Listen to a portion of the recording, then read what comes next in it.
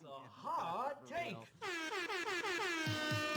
Swinging around American flag, because that's what America's supposed to be. It's supposed to look like permanently chill. The insurance commercial has a fat ass, but like no personality. Yeah, I feel like sitting here and listening to this. No, god damn it. Isaac, New Noise is not the first fucking refused album. Rip Isaac a new one today. Do you know what I mean? Like...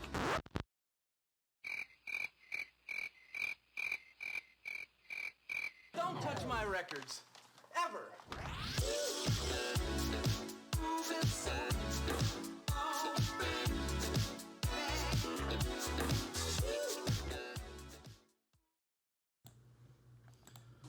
What's up, guys, and welcome to Hot Takes. I am Young Shiro, and this is... Skeleton Lipstick. Skeleton Lipstick. Welcome to the show. Got some regulars in the chat. We got Zodicus, Karamazov, Saturn Foo, Luxury Elite, Indie Advent. Welcome, guys. Thank you for being such regular, faithful participants. We got some new people. Sunset Waves. What's up, Corbin? Corbin. A couple other new people I'm very excited to see. Just want to thank everybody for tuning in and welcome you back to our regularly scheduled Vaporwave talk show. Just want to thank everyone who's a regular and just ask if you like hot takes, drop a link in your Discord server, post it on Facebook, tweet about it. It would mean so much more than you could possibly imagine to just get the word out and get more people in chat live right now. As always, keep us in the loop if anything is too loud or too quiet. We got lots of new subscribers and viewers. Welcome, guys. We got a hell of a show for you tonight. We've got a very, very acclaimed artist, both musician and visual artist, Lunitas, joining us. We had some people that actually had put in our anonymous submission form that they wanted some visual artists, and you're absolutely right. Visual artists are just as important as the musicians. So we heard what you said, and we got one of the preeminent artists in the scene to join us tonight. So... anyways, keep us in the loop about all audio levels, and if anybody has a question, of course, sound off in the chat. I'm going to start us off tonight with some recommendations. Chris is going to roll in after that with a hot take. And then, in a few minutes after that, we're going to introduce our special guest tonight, Lunitas. So, I had to narrow it down to 3 recommendations, because I have really been... Yeah, man, I've been on the crate digging lately. You've been digging. I have. Nice. I'm a little late to the game, but I just want to shout out a acclaimed compilation that I was probably the last person in the entire scene to hear. Doom Mix Volume 5. Featuring, oh, yeah. Isn't that phenomenal? I finally listened to it. Featuring our own Luxury Elite, our own Mesh, Eyeliner, Vape Error, of course, people we would love to have on the show, and lots of other, I believe Fire Tools, our own Fire Tools was on Doom Mix Volume 5. Mesh was on the show as well, obviously, too, yeah. Lots of... and Lux. Got a lot of people, actually. And some future guests, Vape Error and Eyeliner. Anyways, if you haven't heard Doom Mix Volume 5, you got to listen to it. It's just the right length. Beautiful artwork. A beautiful mixture of all kinds of different Vaporwave and Vapor-adjacent music. And so that is my one compilation recommendation. I'm going to follow that up. All phenomenal artists on that compilation. I'm glad you co-signed. All good friends of us, and you know, look forward to the next Doom Mix volume when that comes out. You know, I'm looking forward to that. Shout out Zach Emerson. Looking forward to it, especially because I'll be on it as well. Oh, okay. Well, yeah, that's a must hear. I've got a song on the next Doom Mix compilation. You heard it here. Skeleton Lipstick, Doom Mix Volume 6. Get it. I guess so. Next recommendation is a new album that came out from Sewer Slut. Sewer Slut does not make vaporwave music, but she's kind of known for vapor-adjacent breakcore, kind of similar to Sierra Mist, some of Meishi Smiles. Shout out Sierra Mist. If y'all have not heard Schizophrenia Simulation by Sewer Slut and you like breakcore, you need to hear it now. It goes Dumbo hard. Like, I cannot stop listening. Possibly one of my favorite artists I've discovered in the entire last 5 years right there. Wow. Gotta hear Schizophrenia Simulation. Last recommendation, a song that's actually playing in the background right now. Vape Error's Saccharin Synergy. It's not a new album. It's been out for a minute. But honestly, I swear to God, Jeff gets better and better every single album, and really he's all does. over the place. One of the most He talented really does. DJs I've ever So talented. seen. Oh yeah, really, for real. He just sort of like any type of situation you put him into, and any type of format that he's gonna need to DJ in, technology-wise, like he just figures it out right away and does a phenomenal job at it. Unbelievably skilled individual, all over the place as far as sound mixing, juke, footwork. I like to liken it as unto a Kirby video game original soundtrack. If Kirby listened to nothing but like Jersey, what do they call it? Jersey Club, I believe it's called. Just like that footwork type music. If you haven't heard Saccharine Synergy, it's short, but it's very, very good. Definitely recommend. And that is it for, oh no, with the Ghetto House. No, we're not going there. We'll wait until we get Vapebearer on here to have that conversation. we'll wait till we have Jeff on here. Yes, Yeah, exactly. yes, hopefully sooner rather than later. So check out those 3 albums. Solid material. It's never a matter of whether we want to have people on. It's a matter of there's only, we have to go step by step. You know what I mean? One True. person at a time, and there's always a right time for everybody to come on. Some people we're saving, till later to bring on, and we'll get to all you guys. And as I mentioned to, I got so somebody many of was you in I my wanna talk to in DMs. the chat, and my friends otherwise. Yeah, go ahead. I mentioned on Twitter, somebody mentioned they really, really wanted to be on the show. And I said, if you fuck with us, we fuck with you. So you're Working on the on list. it. It's a long list, but you're on it. I fuck with everybody in the scene and the adjacent scenes. So working on all of you. Hell You yeah. know, the only thing that makes it tough is I actually haven't figured out how to coordinate with the people in other countries yet. You know what I mean? That's actually the biggest I biggest adjust. hurdle it's going to be for us. And is I figuring believe I out how mentioned we, to you a couple people because- that are OGs in the scene who have agreed to be on the show, but it's the middle of the night for them, so we're going to have to figure that out. hard. There's like Yeah. so many people, obviously, across the country, across the world that we want to get on and that want to be on and we really want to talk to, and we're still working that one out. We'll figure it out. Hell yeah. Eventually. Well, good thing Vectroid, George Clanton, and Blink Banshee are all on the Western Hemisphere. Yeah. Okay. Just saying. That's true. Just saying. All right, man. You got a hot take for us tonight? Sure. Okay. So I think this is a subject that we've actually probably never discussed on here, and I kind of like to get the opinion of specifically our guest tonight, and then also anybody in the chat who has an opinion on this. And that is, I think that one thing we've talked about a lot is, the sample-based vaporwave versus vaporwave that's composed with instruments. But I think that another thing worth talking about is what about stuff that's composed with instruments that are, actual gear, and stuff that's composed with software synths. Is there a big difference? Is there a problem with that? Does one sound better than the other? You know what I mean? Does stuff by, say Allison or some of those other artists of that ilk who are composing with, or Navigator, or those people who are composing Hell yeah, with Navigator. synthesizers, is there something, does that make the music better? Does that add something to it or not? If you ask me, Good question. if you ask me, it's case to case. You know what I mean? It's Agreed. case to case sort of thing. It really depends on the way the artist is either using the software synth or if or the way that they're using the instruments. I think sometimes people use the instruments and then they clean them up so much or they process them so much that there's really not much of a difference, and you really can't hear the crackles or hear the incorrect, the slightly incorrect notes when they play. And then I think that there are times when people use the software synthesizers, and if they, strive to make them not sound flat, then they sound perfectly fine. There's no difference whatsoever. I will tell you that I mostly use hardware myself, Very and cool. It's mostly, and I can sit here and wax all day long about the technical feel to it and the idea of the different synthesizers being infused with a different energy, because one of the things I do like to do is have synthesizers from different eras, and I like to write with different synthesizers from different eras. But at the end of the day, I'm going to tell you right now that I do a lot of this because I make most of my music on a laptop, so I just don't have a lot of memory. And when I record directly into the computer, it just saves memory for me. And I do have Serum. I use Serum occasionally for synthesizers that sounds I couldn't otherwise hear, particularly in the real world. I will use Serum for that. And honestly, I might use Serum more often if I just had more memory, and then I wouldn't maybe use the synthesizers as often. But I don't know.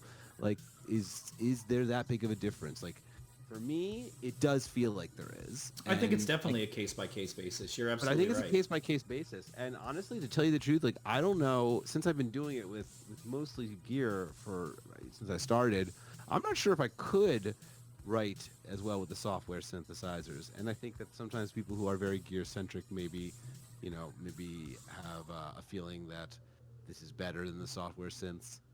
I don't know, Let's get some opinions from people. Yeah, anybody in the chat that makes music whether in the year or likes music. 2021, whether in the year 2021, if this makes as much of a difference anymore. I mean, it was maybe a more hotly contested thing in the early 2010s, but maybe it's not as much anymore. I'm not sure.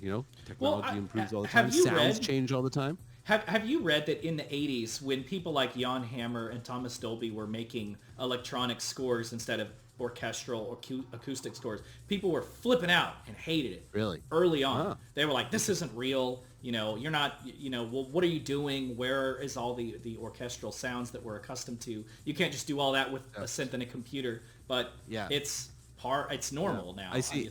I see the device operator in the set talking about the simulations of classic synths. That's a very good point. That's a great point. You're right. Well, if we have these simulations of the synths, like, do we really need to use the actual ones? And the answer is, probably not. You know what I mean? If you're like a slick producer, then not only are you already using sounds that are similar to the ones on the synthesizers, but you're probably adding other things to it to fatten them up and be doing some sort of parallel compression to make them sound even bigger. Maybe make them sound even bigger than the original synths themselves. Right. But on the other hand, there is no denying that there's something rather unique and special about working with like an instrument that's had to be put together and filled with gears and has all kinds of circuitry that are glued inside of it, and nothing can ever be completely the same. No synthesizer can ever be fully completely the same, no matter how much you regulate that. So like there's still like some kind of weird soul in there, right? You know what I mean? And that is kind of cool. Yeah, that is kind tactile of fun. aspect There of it. is kind of a weird magic to that, and there is kind of a weird magic to actually taking that synthesizer and forcing it into a mixer in the computer and just dealing with the limitations of that. But for sure, I think that absolutely device operator is correct. Like you just use the VSTs. I don't know. Let's bring on. I actually had a comment on one of our YouTube videos that our intros are too long. So let's bring on the person of the hour. Our intros probably are too long. You know what? It's only been 10. It's been 12 minutes. It's going to be okay. Hey man, it's been 12. Look, dude, it's been 12 minutes for a hot take, an introduction, and then I have no problem with this. I was just bad. like, That's hey, not bad. let's bring on Lunitas. Let's bring on Lunitas. Lunitas, we're super excited to have you here. Go ahead and unmute yourself, and let me take down this TV static. What's up? Hello, I'm unmuted. You are Can you hear unmuted. me? Yes. I've got you Great. boosted a little bit, so chat, let us know if Lunitas is too loud, too quiet, or perfect. What do you think about what Chris had to say just now?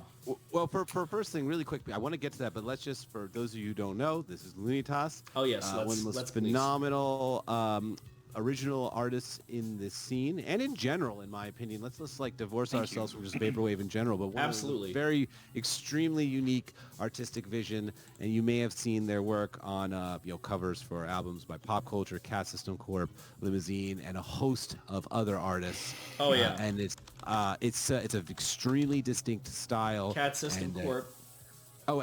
Dan Mason, Just obviously. all over the place. It doesn't end. And extremely unique style. If we could possibly drop an Instagram link in there, maybe at least right now. Lux. I mean, I'm pretty sure most people obviously already familiar with the work, with their work. But if you're not familiar with their work, please check it out right now. Oh yeah. Iconic. It's Thank you. visionary. Oh, it's visionary. I don't know what you would call it, but you know a Lunitas piece when you see it.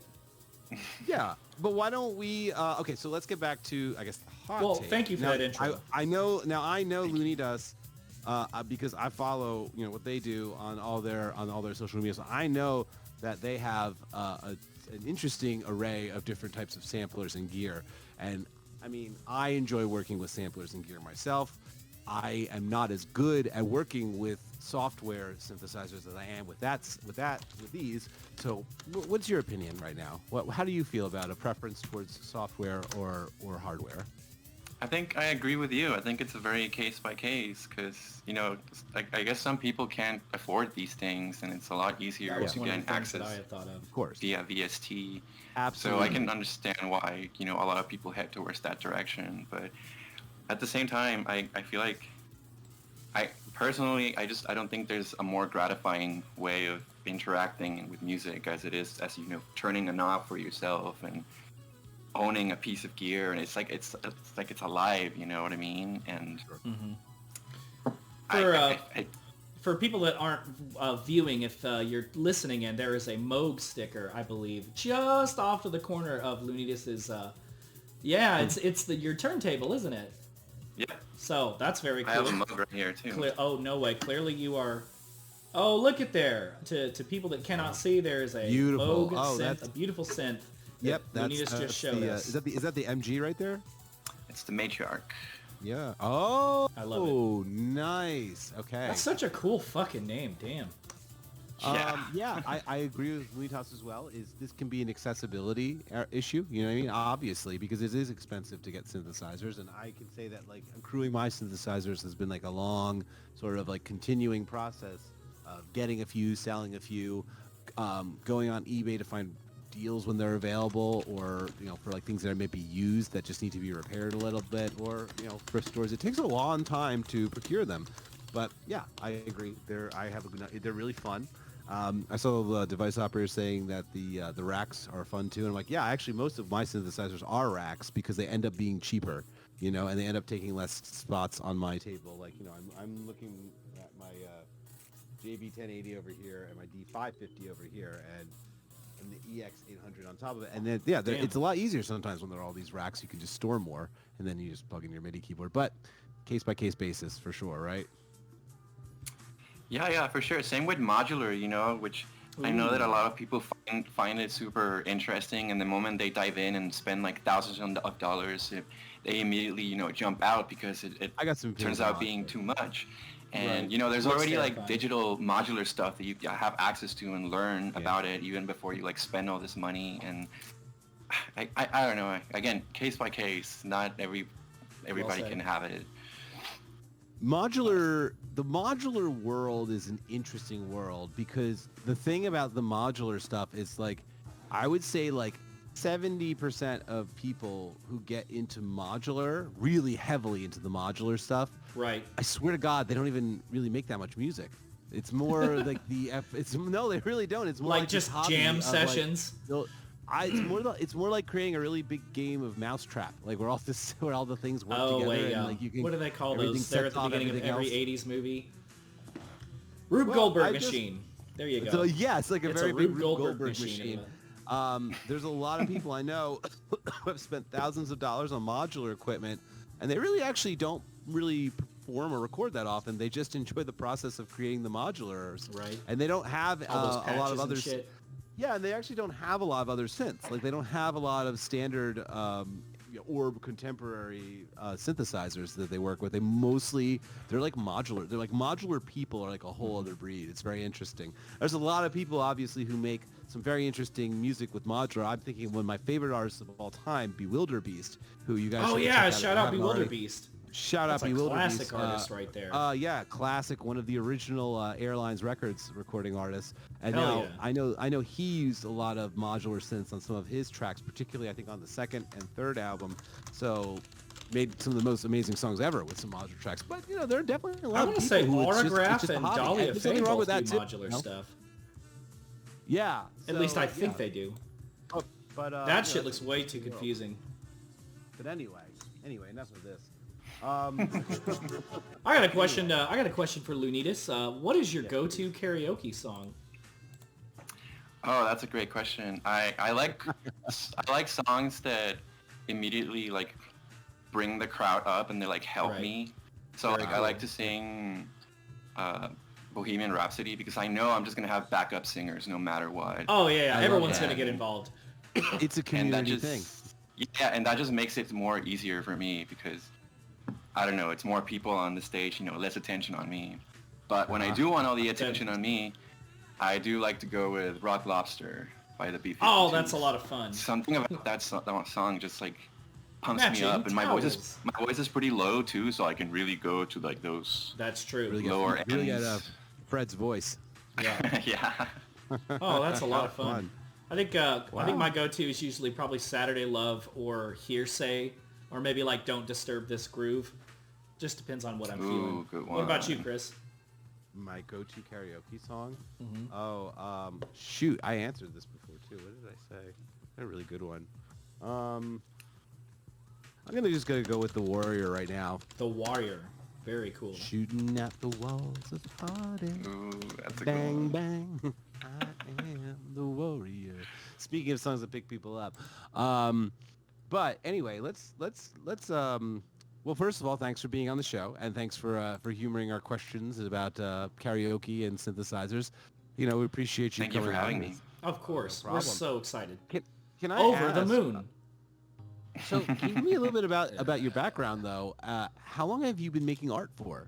Like, as long as you can remember, when you were a child, or when did you really find that this was a a very interesting thing to you and a very interesting way for you to express yourself? Because it's very personal, your art, because it's consistent. You know what I mean? It's like it's an auteur's work. You know what I mean? I want to know For this too. sure. Thank you for asking that. I feel like I started doing digital art way back. Like I'm in my mid 30s now, so I started doing like I started fucking with Photoshop and stuff, and like when I was like 15. And do you remember DeviantArt? Yes. Yeah, of course. Because I had one of those, and I think mine still exists up there somewhere, where I have all of my Photoshop sketches and stuff. Lux will But find it. I'd love to watch. check out that stuff, really stuff. I started with that, and I think my job history also had to do with it, because I got a job as a paginator or as a graphic designer for a newspaper. Paginator. And yeah, I would like design the pages for the newspapers. Oh. Oh, I know somebody that wow. does So that. you Very were cool. wait. Look, I gotta stop for a second. So that's really interesting. It That is. part of your job was the actual layout design of the newspapers? There it is. Makes a layout lot of design. That's sense. where I learned all Wow, of it. that Your work really is usually seems- really organized looking. Well, that's the thing. Is like the way that really does seem like that might that really does come through in your work, the organization and the layout design of everything. You know, it's like it's a page. There's so much going on. There's literally like the border and the heading everywhere. I imagine that's really interesting. That's a really interesting skill to have. You know what I mean? Yeah, I feel like that's where I picked up the most. That's where I learned how to just build a basic layout on a page and just get a sense of that. But I feel like when I do art now, I feel like I always do like that designer approach first, and it just always sticks with me. And that's funny that you guys notice it too, because yeah, you can tell like all the headings and everything is placed in a matter. It's made to Yeah. pop. It looks like a front page of a newspaper. Mm-hmm. But as far as like this style that I have, that I've been like repping in the past 2-3 years, it started like during COVID, or like a little bit before COVID, and it mostly surfaced out of depression and boredom. I literally was not doing much. I was just kind of just, I was just browsing the internet for things and not really putting out content. And I remember it wasn't until Electronicon first came out that I noticed there was like this whole community based around vaporwave, by the way, which I was consuming also at that time. And I wanted to be part of that some way, somehow. Hell yeah. So I just started putting out content, and I wanted to be on people's radars. So, I started following people, and I just, started putting graphics out there, and Sick. slow and steady. What was your I first started- big like break, as it were, if you don't mind me asking? Because I remember seeing your work more and more and more and more, but I don't remember when I started. But now it's just like, yeah, everybody knows who Lunitas is. They're everywhere. Probably Yorn's Cat System Okay. Corp's live. Live So, in LA. yeah. Very cool. I remember that what you did for Cat System Corp, but I also remember, I think, the flyers that you were doing for Body Cruise. Hell yeah. Shout out All Body right, Cruise. Body Cruise. Shout out So to Body Cruise. I remember, I think the first time, because I'm obviously always paying attention to people who are doing live Yeah. vaporwave events, and I I remember seeing that remember, too. I think the first time I saw it was your work was probably maybe some of those early Body Cruise flyers. No, you're right. You're right. I think that it was like an Equip during show. that time as well. Yeah. For sure, we got equipped. Come over. Yes, I remember the Equip poster was Yeah. correct. That's right. Yeah. Very cool.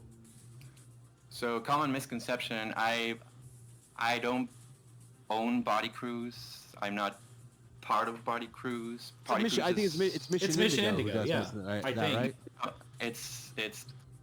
It's DJ Acapulco and Drip Oh, Cuts from Oh.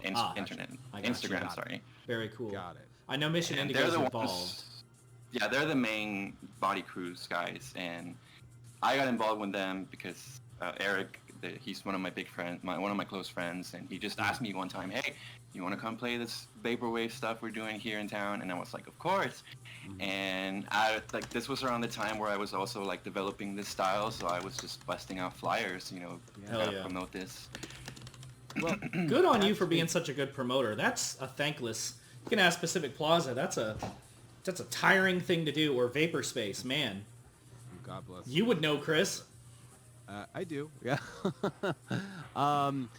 So I think that it's interesting that you just want to get involved in the scene, and and I can understand why it's a wonderful playground to be in and to create in, and I think one of the reasons why your style took off so much is because I think that we're always looking for somebody to reinvent ways of looking at the art, you know what I mean, and looking at the symbolism and the ideas in vaporwave and to reinterpret it.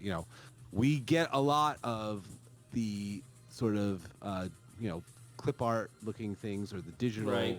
blendery Like the sort early of, young lean, everything sort is of- symmetrical look.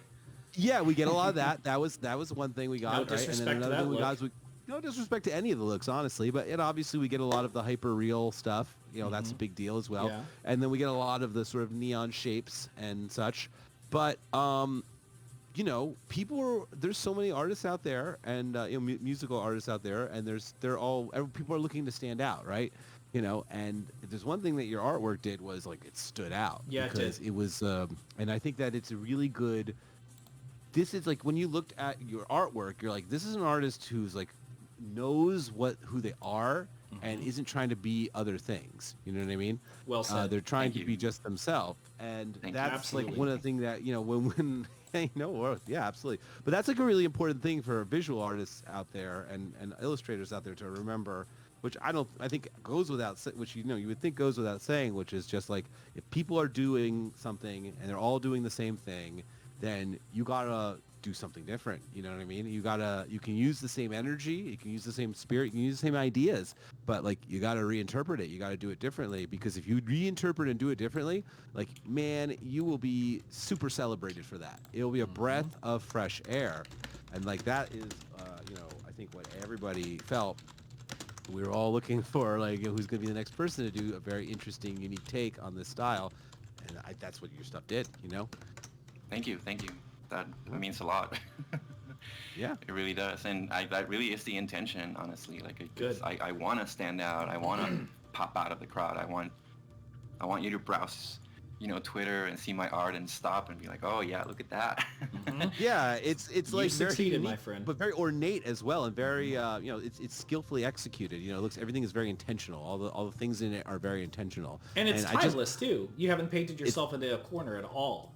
It's timeless because it's just them. You know what I mean? It's Yeah. just Lunitas. Like it's their work, so it's timeless because it doesn't look like anything else. So therefore, yeah, that's right. It's timeless. But like, I think that I really hope a lot of other artists are out there thinking the same way of like, how can I do something that like puts my personality into this as well? And you'll be extremely sought after if you do that sort of thing, I think. And you're not just trying to do what you've seen already, but like maybe slightly better or slightly different, but like just like totally flip, for lack of a better phrase, totally flip the script on it, and like you'll get that attention. And Lord knows I'm always on Instagram, always typing in vaporwave art and scrolling. Like I do this every week, and I'm always like trying to find the people that are doing something I haven't seen before, and then I'm like bookmarking it. And so, people are out there. People are looking for album art. So if you're an artist, do your version of this, and people will find you. I mean, they found you, right? Yeah, for sure. I make sure to be on their, radar for that. Very cool. But yeah, it all just requires a lot of self-promotion. Well, Lunitas, I have a question for you. Yeah. Take me through your history and your interest. You mentioned you're an avid music fan, which of course is one of the biggest reasons we brought you on. What was your evolution as far as what you were into, like say in high school, undergrad, adulthood? Tell me a little bit about what you were into then and now. For sure. I feel like we all go through phases. That's exactly what I mean. Hell yeah. Like I went through like the garage rock phase. Yes. Very cool. A little where lo-fi. I would just, yeah, for sure. OCs, White Fence, Ty Segall, all that San Francisco stuff. Hell yeah. I was just eating it up. Then I went through that like weird folk kind of phase. Yeah. I remember Golden Living Room was talking about it. I was just about to say that Golden Living Room was just discussing that the other day. Y'all were talking about all my favorite bands too, like Yes! Van Hart, Bernard, Vedder, Destroyer. Joanna Newsom, Destroyer. I know you're a freak folk fan, baby. New Weird America. Oh yeah. I don't think anybody has written like better lyrics than Destroyer. Those, man, let me tell you, those are some phenomenal lyrics that person has written. It's really hard to write interesting lyrics that are just poetic and strange at the same time, and like sort of like to have that like sort of impenetrable but still, the feeling is still there is just like I think one of the hardest balances to strike. And a lot of like artists like Destroyer and some other ones from that scene really did that phenomenally. Lyrics are a very important art to master. I don't think a lot of people do. Yeah, who else? Decemberists was part of Okay. that vibe too. Hell yeah. A little Arcade Fire maybe. Yeah, Some Arcade chamber Fire, pop, Baroque pop. Man. Okay. So when did you start getting into more electronic sounding music too, and then find yourself in vaporwave? So Yeah, let's hear that gradual descent. I always enjoyed electronic music as well. I always listened to a lot of Boards of Canada, the books. Sick. The Yeah. books, yeah. The Alien books. Forest. Oh yeah. We need to talk the about way the books I more would- often. Who else? But there was a point where I got really into just Bandcamp surfing and Bandcamp musician, and in fact, Skeleton. That's how I discovered your music back in Oh, like really? 22. Yeah, for sure. Awesome. 2010, Oh, how about 2009. Really? I don't even Yeah, remember yeah, how I for found this sure. guy. I'm so flattered. That's so awesome. Thank you. And I think the first time, like, legit introduction to Vaporwave where I saw the hashtag that said Vaporwave and I was introduced to the word was that Silver Richards and Telepath Ooh. release. The Yeah. the It's yellow like the one with yellow the one. woman's face, yeah. That one, I would say that's the first legit Vaporwave thing that I saw and just captivated me. And I remember exactly how it happened. I was just browsing Bandcamp just to see whatever I would find, and that image was just there. And little did I know I was just gonna dive into like this whole new subject that I'm gonna speak for like the next year. Right.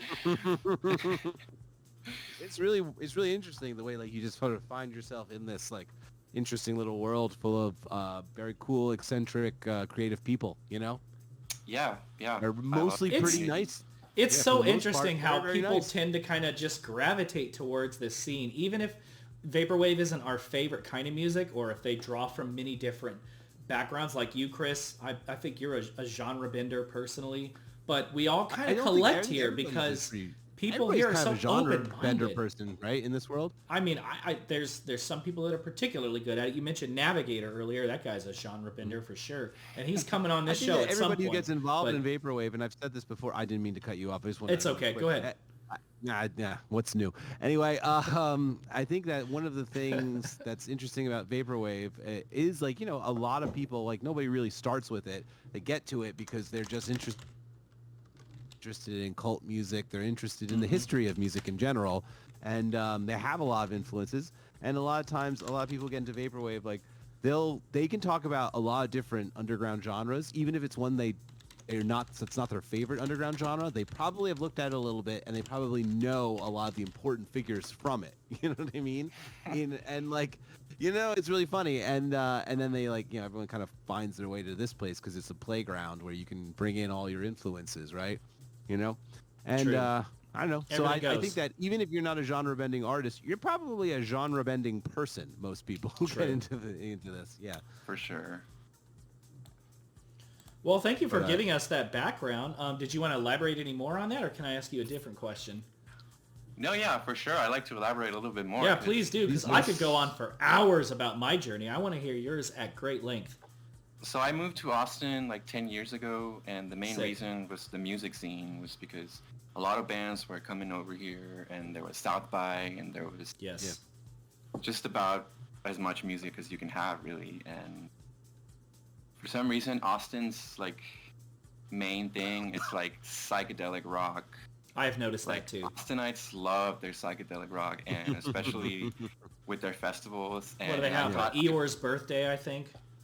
they have that. They have also Levitation, which is like the biggest thing that they're doing lately. But I caught the psychedelic bug, man. Like I'm all about all of that stuff. Like I listen to it nonstop, and just as much as vaporwave, I would say. But if I'm not listening to vaporwave, I'm likely listening to some kind of psych rock band. Interesting. For those that can't see because they're listening, and there is a very ornate tapestry hanging behind Luis, along with a lot of multicolored artwork on the walls. So that is no surprise to me whatsoever. That psychedelic rock vibe, honestly, like you can kind of feel it in your artwork as well a little bit too. It's definitely there. Yeah, for sure. You can feel the psychedelic rock vibe in that. Yeah, that's interesting. I can totally see, now that you said that, I just am like, oh, that totally makes sense. Just judging from their artwork, I can feel that influence from like an old, like you could see like a that could just as easily be, you change a few things in that, and you could use it for a psychedelic, stoner rock or psychedelic garage rock, band. From either present day or from like the 60s even. For sure. I've done some like 60s inspired psychedelic like commissions for bands here. Ooh. I should probably share those. I don't share a lot of the stuff I do, but yeah, I'm all about that style as well. Wow, interesting. Well, and another good thing about your artwork is I feel like it could fit literally any movement, any scene, any venue, it's multifaceted. It appeals to and applies to everything. Thanks. That means a lot again. Similar with like Keith Rankin or something, I aspire to be like Keith.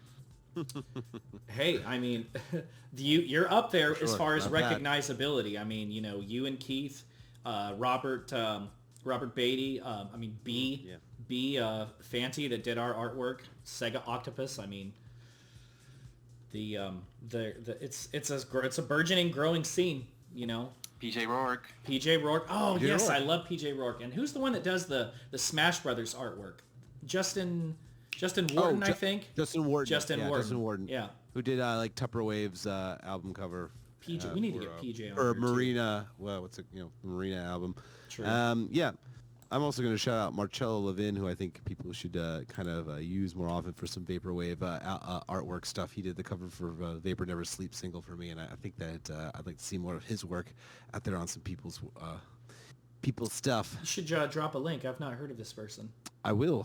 Thank you. But anyway, more did you would like to say, perchance, about your musical journey, or should we ask another question? No, let's continue.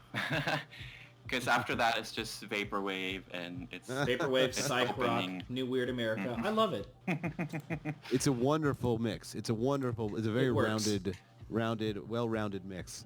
Okay, I got one influences plus last electronic. thing. Uh-oh, let's go. I've Please really do. been getting Let's go. into Anatolian psychedelic Turkish rock. Are you guys familiar with that? Ooh, no? Tell me I more. am not, and I'd like to know more. So, Yeah. my friend, I'm sorry, my friend. Yes. In the 70s and 60s, like Turkish people just, people from Turkey, they figured it out. They figured psychedelic rock way better than Okay. anyone else. And there's Really? all these like artists and all these like releases that happened back then. And there's currently a band that's like kind of like resurfacing all that sound. They're called Altingun. Altingun. If you listen to them, they'll give you an idea. Damn, you got a of, like, homie. Google of what it. I'm talking about. Okay, so how do I spell Altin? Okay, all right, Lunitas, how I spell Altin Goon? Altin space gun. Gun. Gun. Now spell Tenarowan.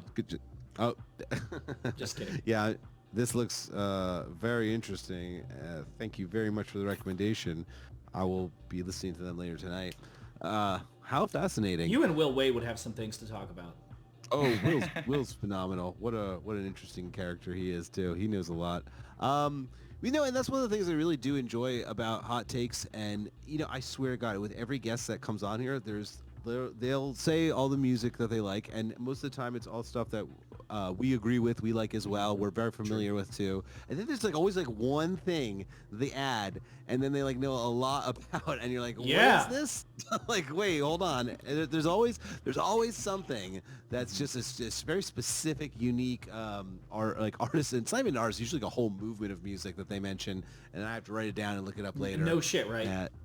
Just like Lunitas, they did just now. And it's always interesting. Everybody in vaporwave has this one genre that's a sort of a left field thing that's almost specifically theirs. I love it. I could I sit and agree. talk to people about it for ages.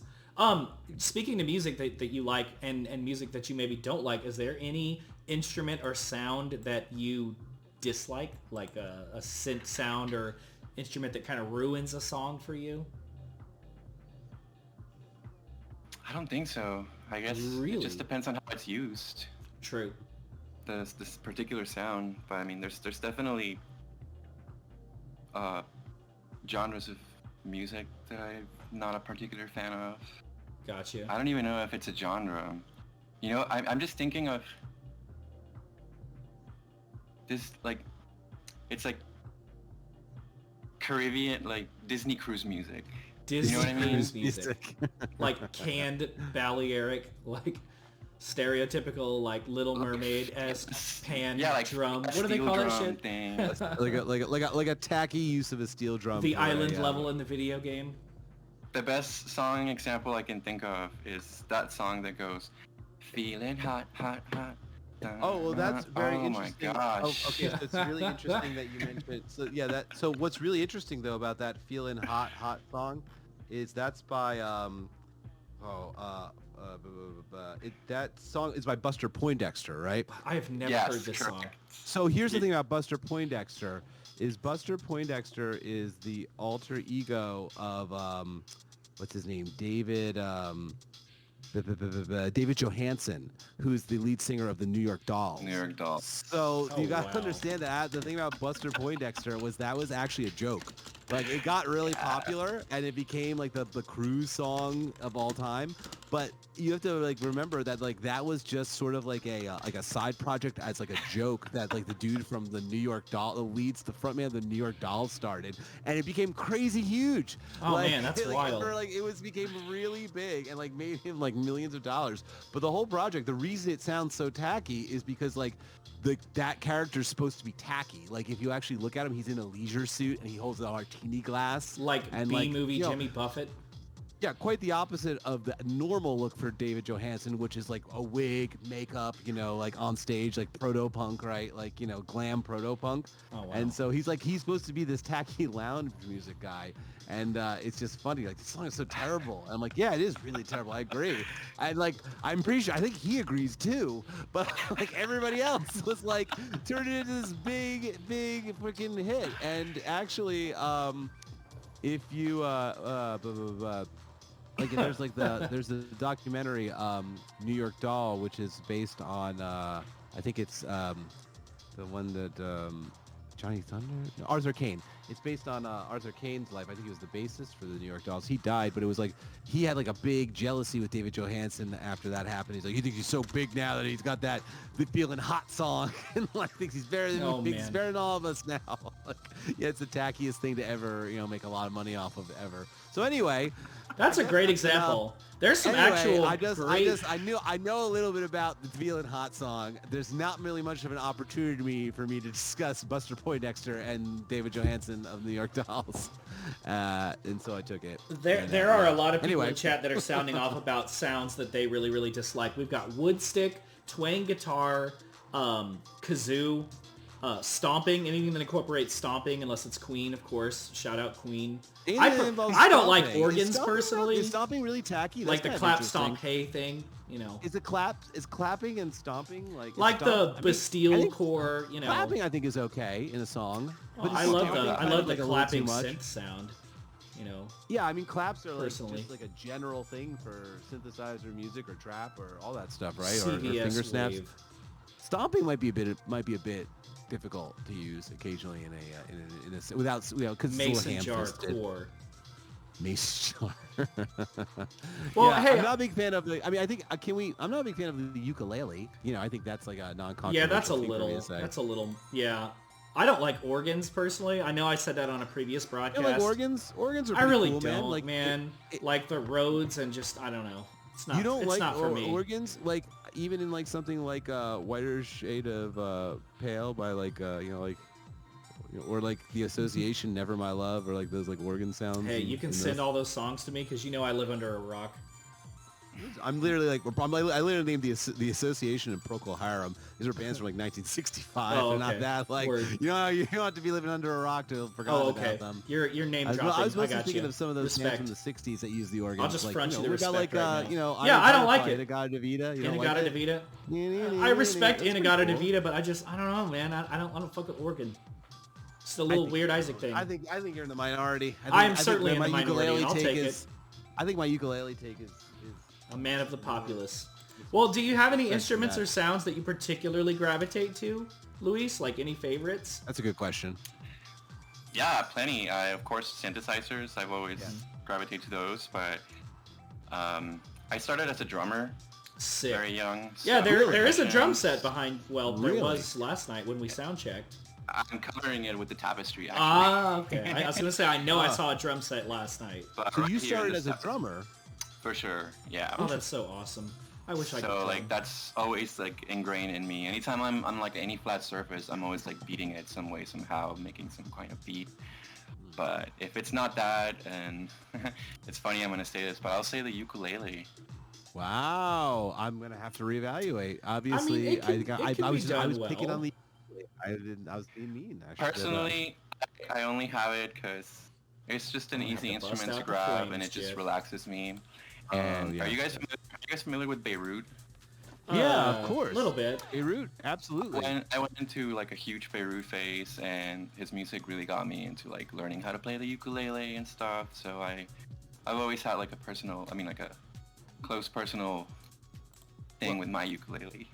Beirut in general is a left field instrument band in general, like there's all kinds of instruments that Beirut has on their albums that it's very brass heavy. Yeah, absolutely, very brass heavy. Very interesting brass stuff too, like like stuff that you might hear from some kind of calypso band once in a while than you would more than anything else. So yeah. A little tropicalia. All right. Well, okay, like ukulele in the context of Beirut is also like French horn in the context of Beirut. Like it's very interesting ways that that's going to be used by that particular artist. Fair enough.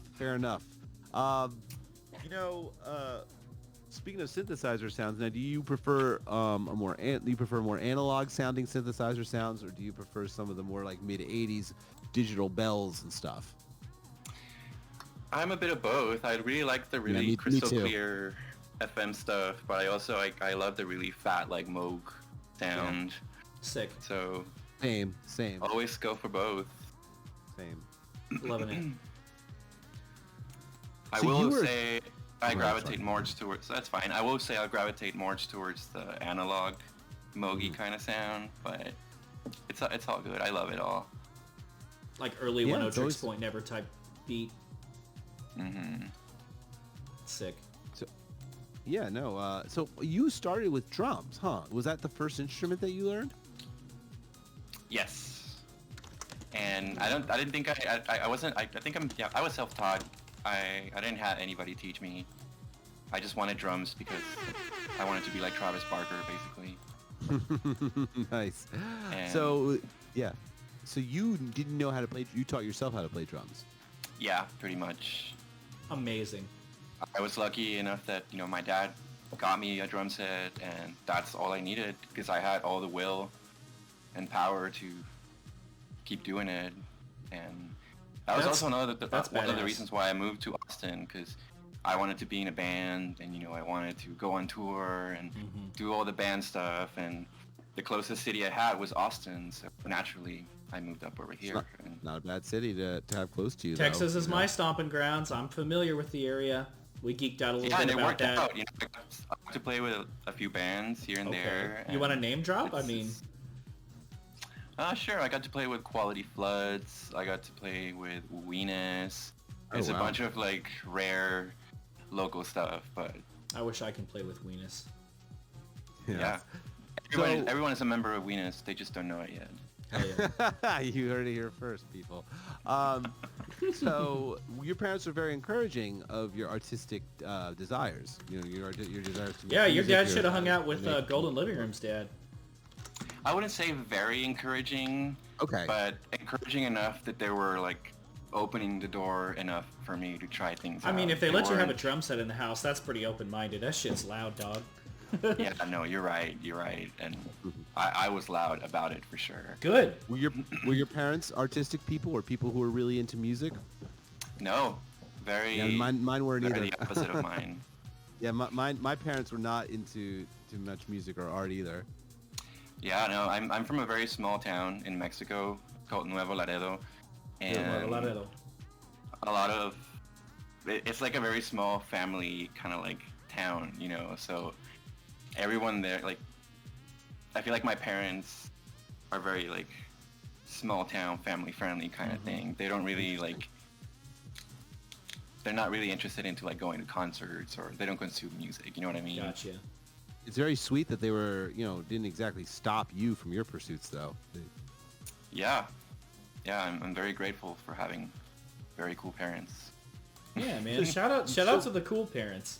Shout out to the cool Yeah. parents. So let me ask. Yeah, I mean, when I told my parents I want to play guitar, I just need one and I'll figure it out. They're like, that's not how this works. And I'm like, no, I've watched guitars being played before. Like, I think I can figure it out. And they're like, well, I watched a pilot fly a plane. Can I do that? Oh, wow. I know. It was funny. I got the guitar eventually and taught myself, but I got some pushback. I did not have very, I love my parents. They're wonderful people, but like they were not musical or artistic people either. They've, still to this day, like not whatsoever. But they did play the Top Gun soundtrack a lot in the car, so that was kind of fun. That's funny. Take my breath away, right? Those orchestral maneuvers in the OMD, that do do do do do, big breathy synth at the beginning. You can't unhear that. For the me, first it was time you the hear it. Chariots of Fire theme song. Oh, My dad that's- was a oh, huge yeah, all right. Chariots of That's Fire huge. fan. So when that Wow, Vangelis, that's not bad. that Vangelis track is fucking fire. It is fucking fire. Let me ask also, so Lunitas, you mentioned coming from a small town and not exactly having artistic parents. Did you have friends that you were able to talk to about art and music? Did you find that in your hometown though? A little bit, not for the most part. I think most of Really? the artistic friends I made were online. Yeah. It was. I was a very. That is one beautiful thing about this scene. We find each other in every corner of Yeah. the world. Yeah, you feel like you're the only person in the world. Like I must be the only person in the world who like really likes the first Madonna album and 10 Tricks Point Never. Right. It's like the sound design for both these things, and then you're like, and then also listens to psych rock, and then you go online and you're like, oh wow, you guys listen to Boards of Canada too, huh? Like how about that? And you got into all these other things. So you mostly got your outlet and your validation through online communities. Is this just correct? Most definitely. I feel like most of the people I frequented in real life back then, they were just on a different sound wave that I was, and which is okay, because we all had access to the internet, and I was just in my own little corner of the internet versus everyone else. That's nice. I wasn't lucky enough to meet like-minded people back then. It wasn't really until I moved to Austin where I started, really meeting people in person Hell yeah. that, would speak the same language, for example. It's such a validating thing too. We talked about it with Porter Vong on the episode with them about how validating it is to find that community with other, weirdos or maybe neurodivergent or just people that are into weird shit and open-minded and accepting, not shaming, supportive, celebratory types of communities. Yes. For sure. All right, so I got a question for you. What is a song or album that you think everybody should hear at least once? Ooh. Any genre, all fair game. It doesn't have to be the only one, you know what I mean? But maybe one that strikes you, I guess. Let's put it that way. Only once. All right. Can you ask me that question again, just to make sure that you're asking? Yes, I want to know what is a song or an album? You can pick an album if it's easier that you think everybody needs to hear at least one time. It's a toughie, admittedly. Yeah, that's. But it says a lot about you. All right. Let's do. Oh man. We can come back to it if you need to. Let me think about it for a little bit. That's not gonna escape my mind. Let that soak in your mind. We'll come back to it. Because I have 3 choices in my head already. But Tell us all 3. You don't have to narrow be it the best down. One. You can just pick one of them, or you can pick all 3 of you. Tell us all 3. Matter. No pressure, or just one. Yeah, or and don't whatever. ask me because I don't know my answer to that question. I mean, Isaac, you could probably think of a song or an album that you think everybody should check it out. It's basically like a music rec, but just it's like making a really strong music rec. Really strong music rec. Like a Broken Social Scene album, maybe? Okay, see, there you go. It wasn't so hard. I mean, if I think about it longer, something else will come to mind. Well, I think everyone should listen to R+7 by OPN. Well, yeah, I agree. Personally, Okay. it's I mean, I see you pulling up I can think of a iTunes. lot. Shut that shit down. All right, here's one, and it's not an obvious one. It's I love it. Let's go. It's "And the Glass-Handed Kites" by Mew. Oh, that's a great album. That's a fantastic album. That's such a great album. What a good rec. That's phenomenal. That is I a think really left everybody field should rec. listen to it. I agree with. I seconded, and that's a really interesting recommendation because It is a I did good not see that recommendation. coming. And Very power pop influenced indie rock. yes, Yeah, I love that album so much. I love it because it's one of the albums that has, I think, one of the worst album covers I've ever seen. I like that album cover, damn it. It's better than the It Creed throws album me off cover so where they're all in the tree. That's true. But I love that album so much. I love how all the songs just fuse together, and it feels like you're just listening to one whole song. So I love asking the question, well, actually, you had a couple other choices that you wanted to tell us about, but I also want to know what you think about album artwork a little bit later. Because I love asking people about that. But I'm sure that they find there's a lot. I'm sure that they're gonna say, probably put a lot of value into the album artwork. I specifically want to know what a visual artist has to say about good and bad album artwork. But you did say you had a couple other choices floating around in your head. Did you want to tell us what they are? I feel like I always think of Sung Tongs by Animal Collective. Oh, yes. That's just Oh well. yes. That goes into Isaac's. I was gonna try to question. not ask Isaac you what your actually favorite likes to album- ask people what their favorite Animal Collective album is. Thank So you. you literally just saved him the trouble of asking you that question with that answer. Wow, that's funny. That couldn't have been a more appropriate thing to say to Isaac. Wow. well, you already know Sung Tongs. It's like Sung All Tongs right, is there the you best go. one. There you go, Isaac. That's what I'm Yeah. talking. I knew you were gonna say Sung Tongs. That are one of the I was early gonna- I ones would've that are guessed super something hard to like that. listen to. Okay, So I want to get a question. Oh, wait, do you have another question, Isaac? Or No, go ahead. I'll ask them about album because artwork later. I'm gonna grab another drink real quick. I think we've talked a little bit about who you are and how you came to be who you are, and where your tastes kind of come from, and how that sort of shows itself in your art. But how did? And I even know a little bit more about how you've gotten into music. But what about visual art? Like when I remember you mentioned saying that you were messing around with Photoshop at a young age, but then you said that also the your work in the newspaper and doing layout helped inform you the kind of style you have now. But what about what made you decide to start organizing your art in this way? And what's your art like? What was your art mostly like before you started doing this? Actually, I'm mostly only familiar with this style, but what were you doing prior? It was mostly Photoshop collage, just grab an image from Google, manipulate it, pasted it, mess around with it.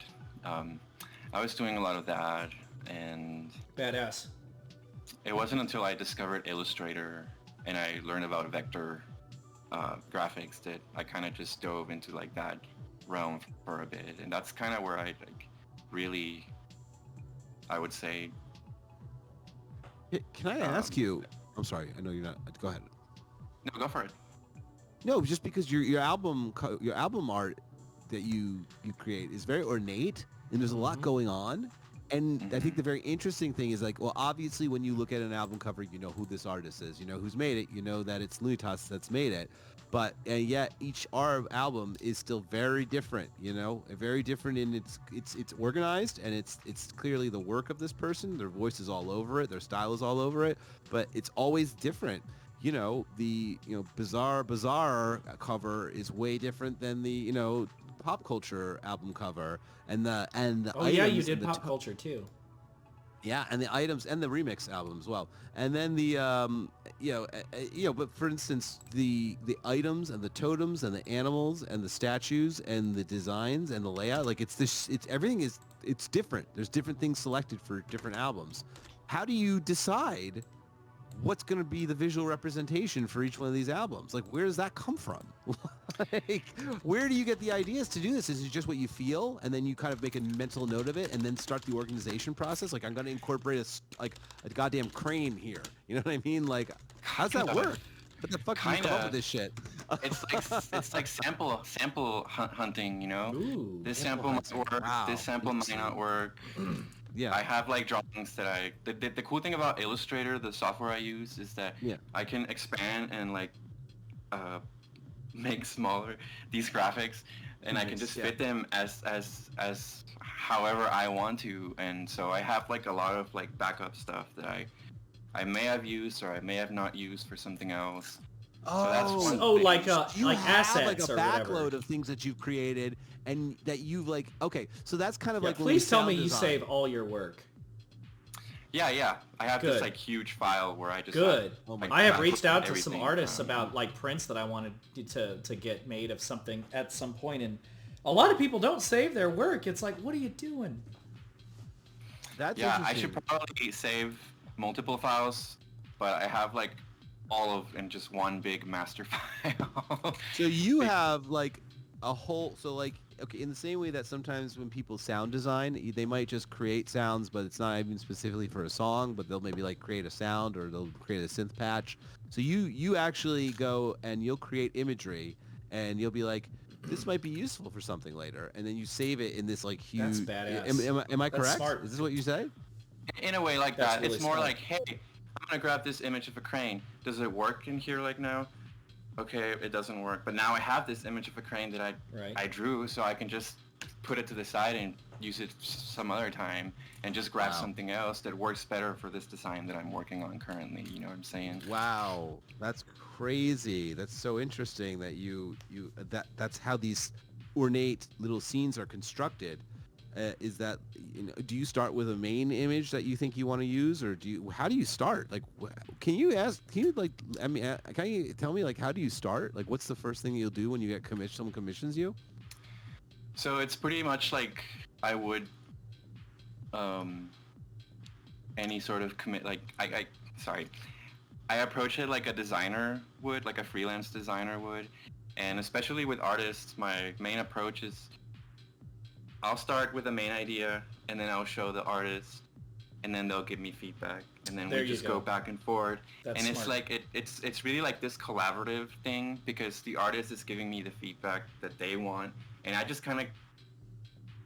kind of just Like a back and forth. It's like visual problem solving. Interesting. You know what I mean? I'm just solving the problem visually for the client, and once they tell me what they want, I try to throw all the elements that they want while still keeping my my aesthetic. Right. And that's usually how it goes. So most of the artwork really is a collaborative work because the artist that I work with has had as much to say on the piece than I. Lunitas Pacific Plaza has a really good question in chat. He wants to know what your least favorite thing or feature of Adobe Illustrator is.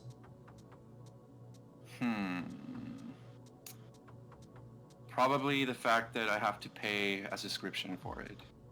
That's a pretty good answer. That's definitely the populist answer. I'm not a fan of that, so I use an older version that's contained in my computer. And I there's a lot of new features that I don't have access to because I no longer subscribe to this newer software. You know what I mean? But it's a limitation that never fully block me. I can still achieve things with the software I use, but it would be a lot cooler to use the most recent one. Damn, that's a rough one. So, Lunitas, is there such thing as objectively bad art?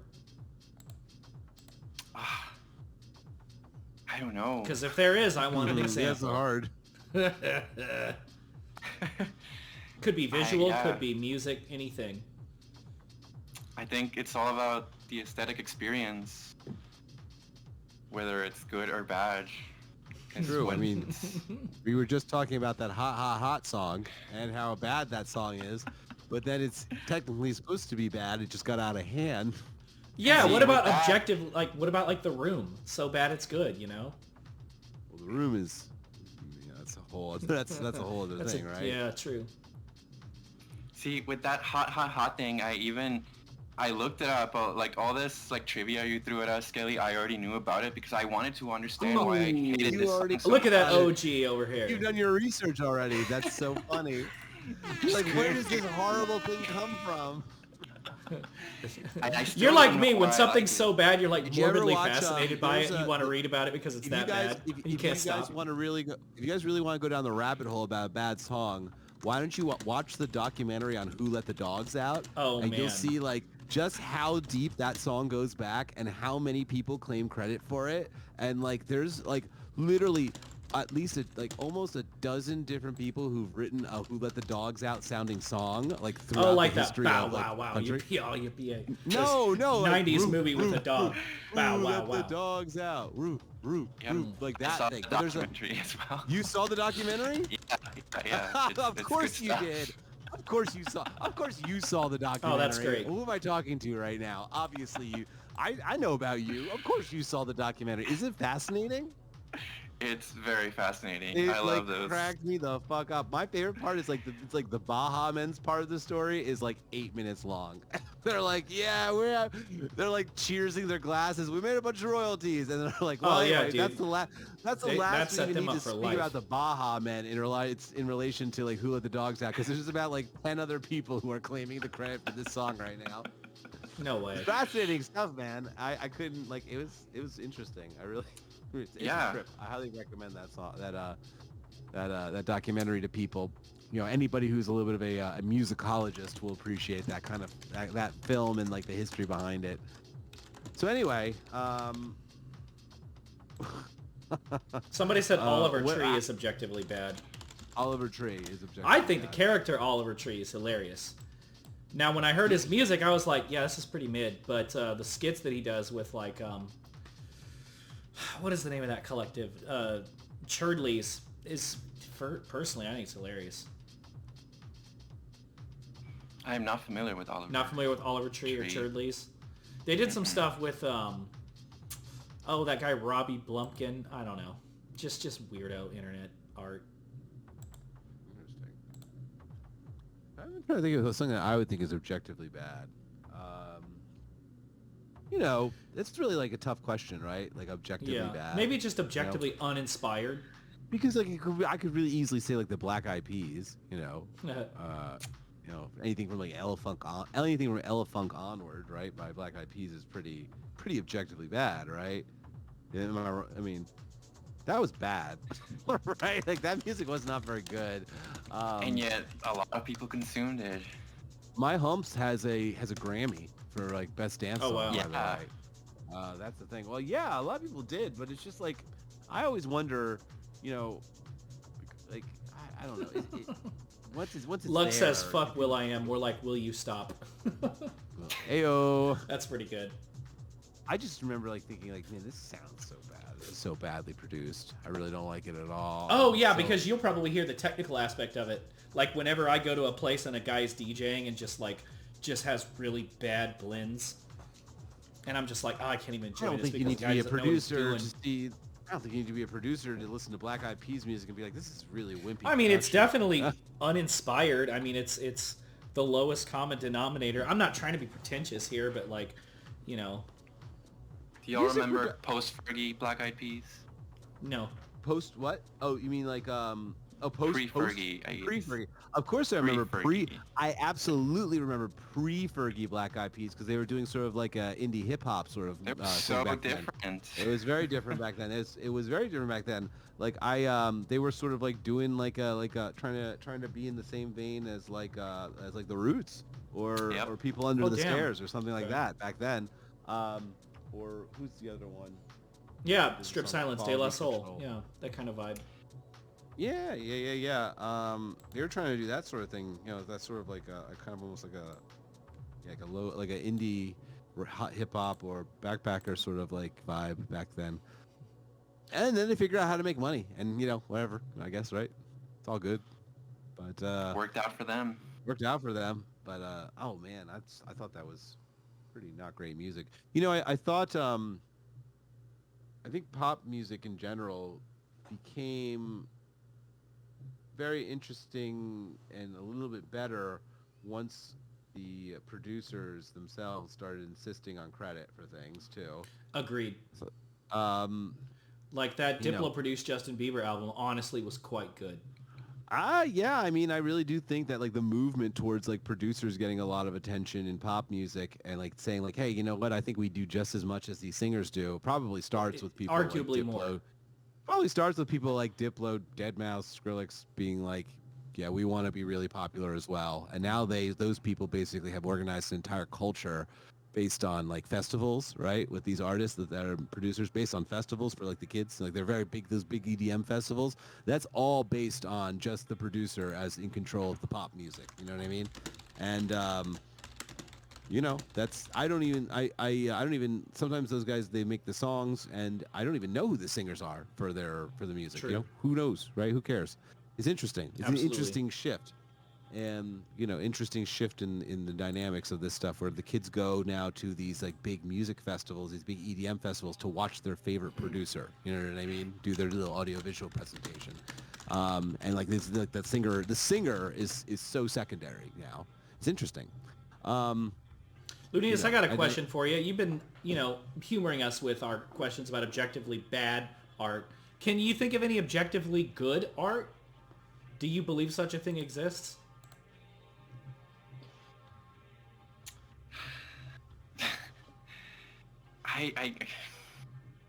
We're really throwing out the noodle scratchers at you tonight, aren't we? I'm just wondering. Lunitas is an F, Asking not a Lunitas. P at the end of the ENT, INT. Lunitas is definitely an F.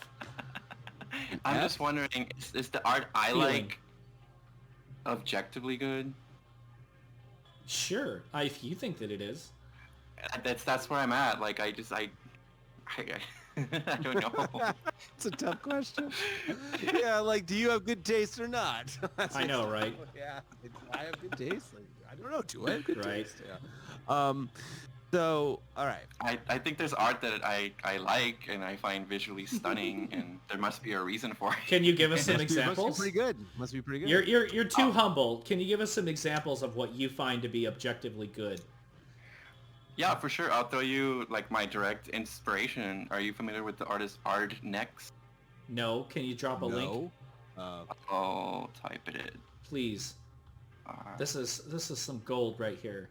Look them up, Next on Ardnex. Instagram. Okay. I would say that is my I'm gonna look 'em up right now. main like inspiration, and is what made me say, okay, I want to be like Next. That's actually was going to be my next question. Oh was, you know, wow! Okay, this is really good. Yeah. I feel like my art is gas station sushi compared to Is Next. that's not by chance what you have in the background to your left, is it? Because that really Yeah, looks. you're right. Oh, I was gonna say I see for those that cannot see, that is an Ardnex. What is that? Like a tapestry, like a cloth?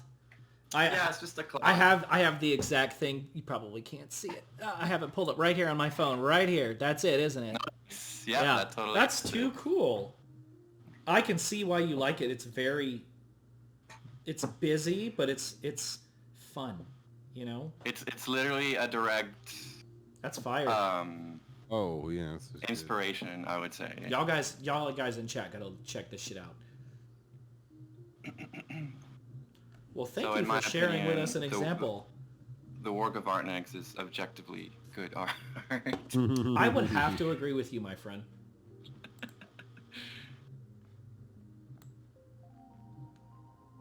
Awesome. Thank you for the share. Interesting. You know what's really interesting is when I look at stuff like this is how we sometimes, we look at the people that we admire and the artists that we like, and like, we try and do something, whether musically or artistically, we try and do something similar to the people we look up to.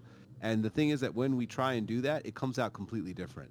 Like, you know what I mean? Because it gets fused with our ideas and our other influences. So It's funny. It's I think it was the dude from the Specials who said was like, you start off and you're trying to imitate your heroes, and when but you can't do exactly what they do because you're you. So what you do comes out something completely different. And he's like, and that's how new art gets made. Like that's how new styles get made. Yeah. Nope. Yeah, I agree. Question for you, Luis. How important do you think things like reviews, blogs, curators, playlists are with regards to taste making? Do you use anything like that to find new music, or not so much? Sometimes. It just depends. Because I feel like sometimes it doesn't matter who writes it, as long as if the wording kind of just moves me, then I'll take it, But lately, and since the year just ended and everybody's posting, their end of the year lists, I personally love that because I know a lot of people with excellent tastes in music, and they're compiling all this stuff that I probably could have missed, may have missed, and it's just I know that I trust certain people's tastes. Yeah, once you find somebody whose tastes kind of align with yours, you can kind of keep coming back to them for recommendations. And yeah, exactly. And that's the thing about the vaporwave scene. Everybody's so open, and everybody's just always sharing their music taste and their new ideas and what they like, what they don't like. And who are some of your favorite sources? If you want to name drop any particular blogs, curators, reviewers, sites, playlists. Hook me up. I dig in the crates every day.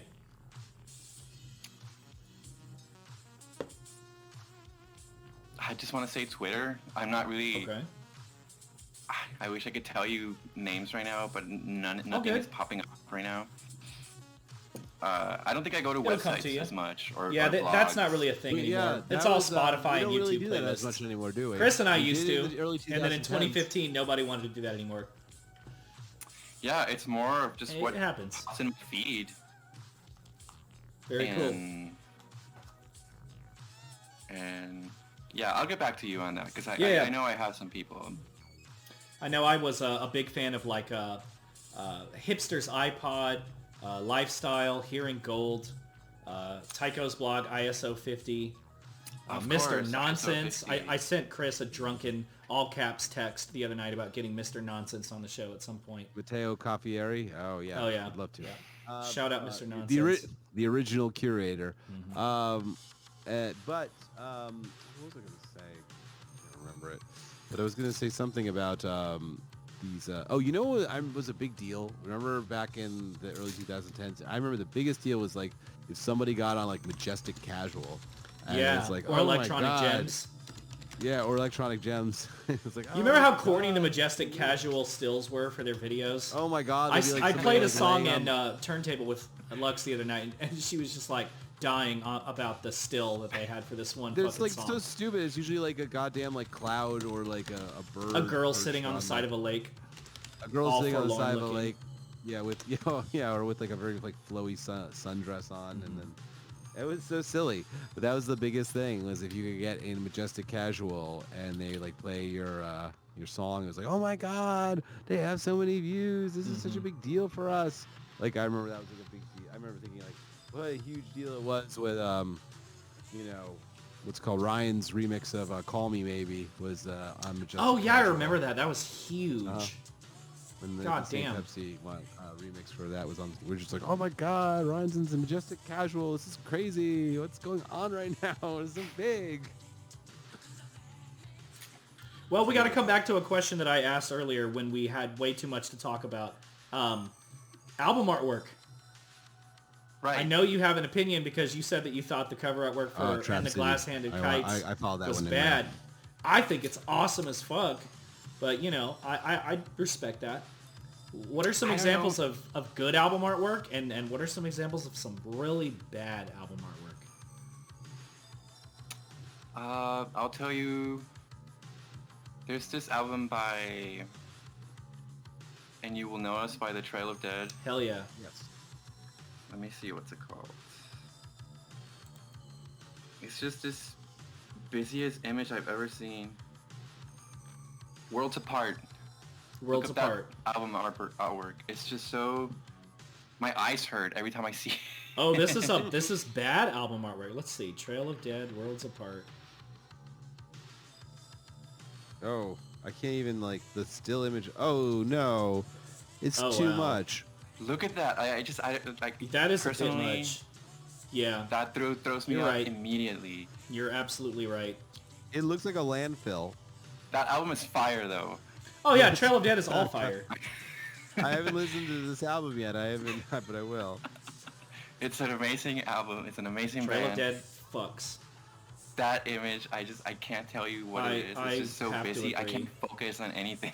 Hot take. I just recommended Sewer Slut's latest album. Sewer Slut's album artwork fucking sucks. Like, controversy wow. aside, Oh, Sewer wow. Slut's album artwork is busy, nasty, disgusting, just ugh. But the music, Dumbo mode. Oh, I awesome. see it. I've mentioned it before on the show, but my go-to for worst album cover artwork is Yeah Yeah's Mosquito. If you guys remember that one, it looks like, Oh a my really gosh. bad. It looks like a really bad Garbage Pails Kid card. I can't look at this picture without like, oh, oh man, it looks like it was made in like the 1996 Toy Story. Like we just discovered computer It's rendering. so bad. I mean, it's true. I mean, here Oh I my I guess God. like if we're talking about, it's so bad. Y'all and gotta then look just this like shit up.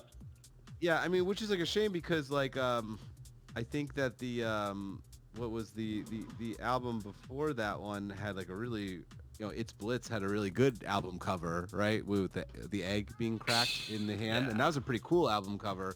But this is so bad. Yeah, But I it's know awful. we're talking about it right now, so I guess that means something, right? No We are shit, talking right? about the Mosquito album covers twice. I know I mentioned it before on Hot Takes, so like. We actually There you have go. a backlog of anonymously submitted questions via our Hot Takes Oh, for Google form. Lunitas? Yes, for Lunitas. Oh, let's the start first going one, through it. and I swear to God, I bet Alex asked this. Favorite restaurant / chain of restaurants from Texas. Also, they want to know the most overrated restaurant from Texas as well. Most overrated from Texas. Whataburger's pretty overrated. Oh, you're hurting me, Luis. It's Ouch. good. I like Whataburger. Don't get me wrong. But I think Yeah, that's such a Pacific Plaza question. I got you, buddy. But P. Terry's. P. Terry's fucks. That's what I'm. Hey, do you remember Underrated. Fran's? Or was it Dan's before they like split up? You remember Dan's. that? Yeah, No, it was Dan's. it was Dan's, Yeah. and then they like divorced, and then there was Fran's and Dan's. Correct. God damn. Really? Oh, Lunitas, do you remember Leslie? Yes, I stumbled upon this Shout out multiple to times. rest in peace to the homie Leslie. Chris, there is a renowned character from Austin, Texas. Leslie. There was. Unfortunately, we lost Leslie wow. a long time ago, like 10 years ago. Leslie was. Why don't you describe Leslie? Because you actually met them. I didn't. As far as I know, Leslie was a local activist who was known for cross-dressing on the streets, and Oh, very cool. I think he was also homeless I believe I'm not Leslie was sure. homeless. on that, but he was like a local celebrity pretty much. Yeah. Like you would always see him at festivals, like on the street, and people would be following him, taking pictures, interviewing him. He was just rocking it, and he was like a very people person. He always knew how to talk to people. So everybody in Austin. Austin always, mourned like, when remembers we him. lost. I don't want to say we. I'm not an Austinite, but I lived in a small town not far from Austin called Brownwood, and I remember when they lost Leslie. Yeah, local celeb. All right, next. That was a good question. a good Next question is actually a little bit more kind of themed to what we usually talk about. Somebody asked, if you only had to listen to one vaporwave album for the rest of your life, which one would it be?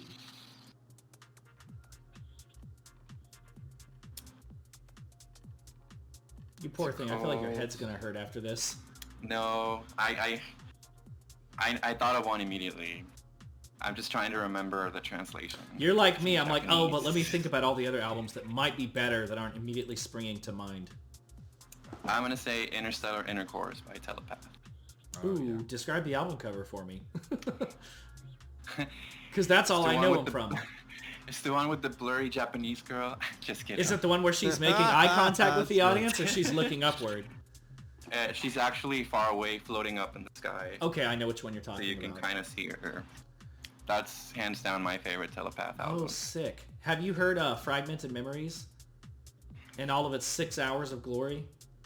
It's I'm not familiar with the name, but I might be It's the familiar with the supergroup art. album. It was Yornt, Telepath, Phoenix number 2772, Okay. Culture, Yeah. Bodyline, and it was stupid good. It was too long, admittedly, but it was really good.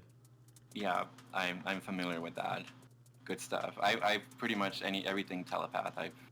I've heard it at least once. Well, Alex has But, another yeah. good question, as per usual. Thank you, Alex. Wants to know if we can get some more questions about Lunitas' music and their synths. So, Oh, yeah. you do make music. We have I not do. discussed that thus far, embarrassingly so. Tell us a little bit about what hardware I and talked software. just about the. I Okay, all right. You did. You're all right. Let me not sell you short. You did. We need to talk a little bit more about it. Yeah, I'm a huge hardware synthesizer nerd. I have a Bandcamp, Lunitas.bandcamp.com. I have a bunch of recordings of electronic music that I've kind of given the vaporwave treatment a little bit. Very cool. And I recently put up a new album that's Ooh. inspired by Tangerine Dream and like all that like krautrock rock, like cosmic music kind of like stuff. Yes. Yes. And it's up on my Bandcamp. You guys can listen to it. I recorded it all with the Moke Matriarch and a bunch of other Lunitas.bandcamp.com. VST. Mhm. Thank you, Lux. Lux is Thank the you, Lux, for queen dropping that at in. dropping links. Thank you. Thank you. It's called the, what do I call it? The Eyeless Morning Devisa. Ooh, okay. So this sounds really intriguing, especially if it's inspired by the kind of music that you just described. Yeah, it's I'm a straight, expecting like, a little bit more of an experimental type of vibe. For sure. It's like a straight inspiration from Tangerine Dream. If you're familiar with all that, like arpeggio, heavy inspired stuff, that's what I'm doing with that. And yeah, pretty much. That's good answer. That's what I'm Thank doing. you. Thank you for succinctly and perfectly representing your style. Honestly, the Tangerine Dream name drop definitely has me interested. Oh, for sure. What other questions do we have for our friend right now? Yeah, sound off in the chat. We got 30 more minutes.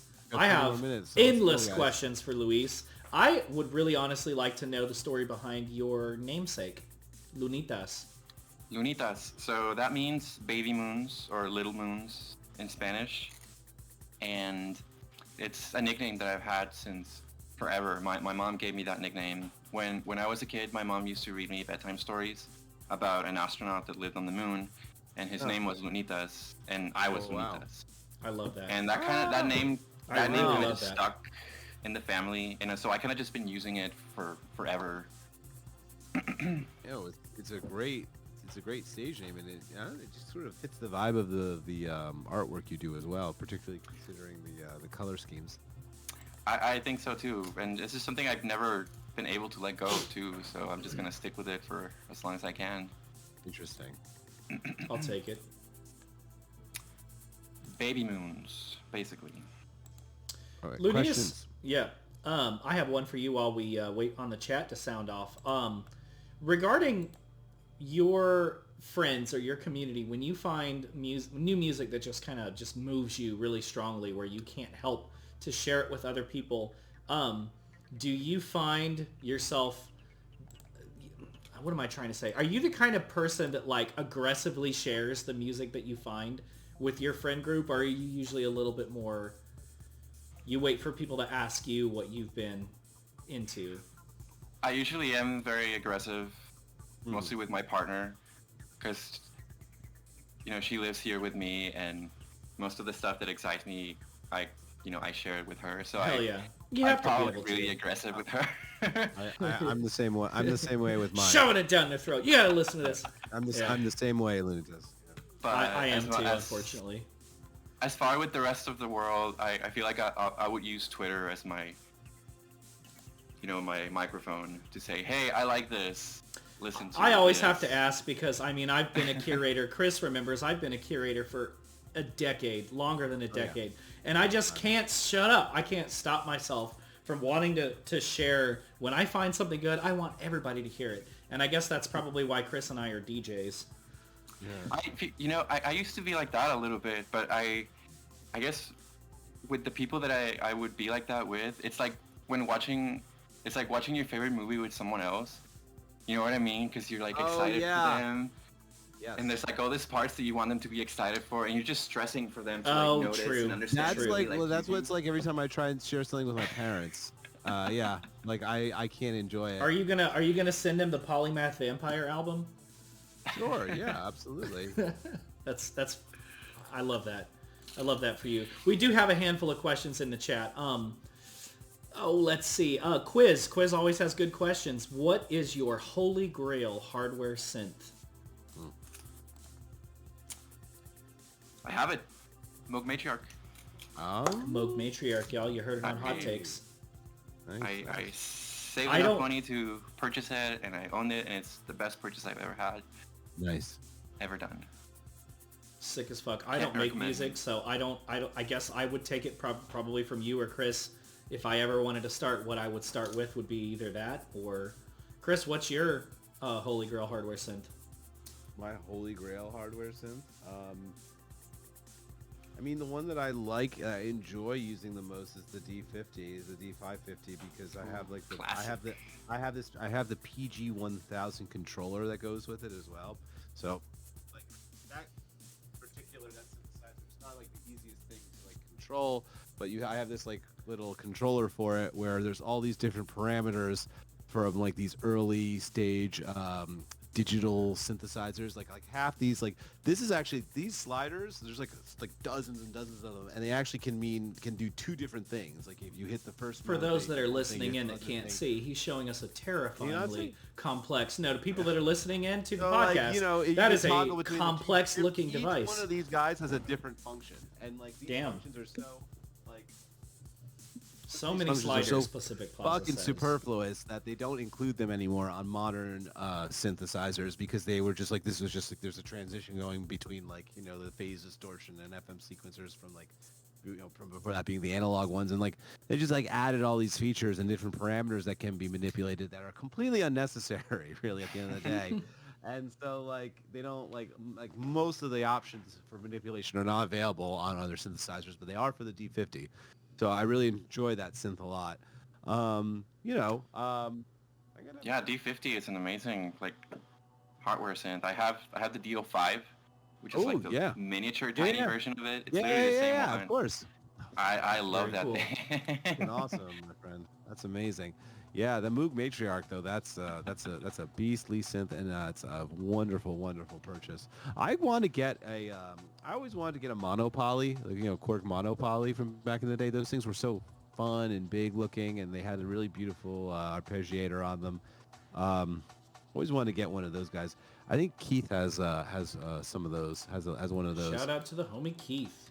It's either that. I can't remember if he has that or a Poly 6. He might actually have the Poly 6, but. We got another good question in chat. I always want a monopoly. I don't need. Here's the thing. I don't need a monopoly. I have plenty of other synthesizers. I got. I have all kinds of synthesizers. I don't need it, but it would be fun, I think, to have. But, so that would be for me. Glass_brick says, Lunitas, what do you gatekeep? So you gatekeep what? What do you gatekeep?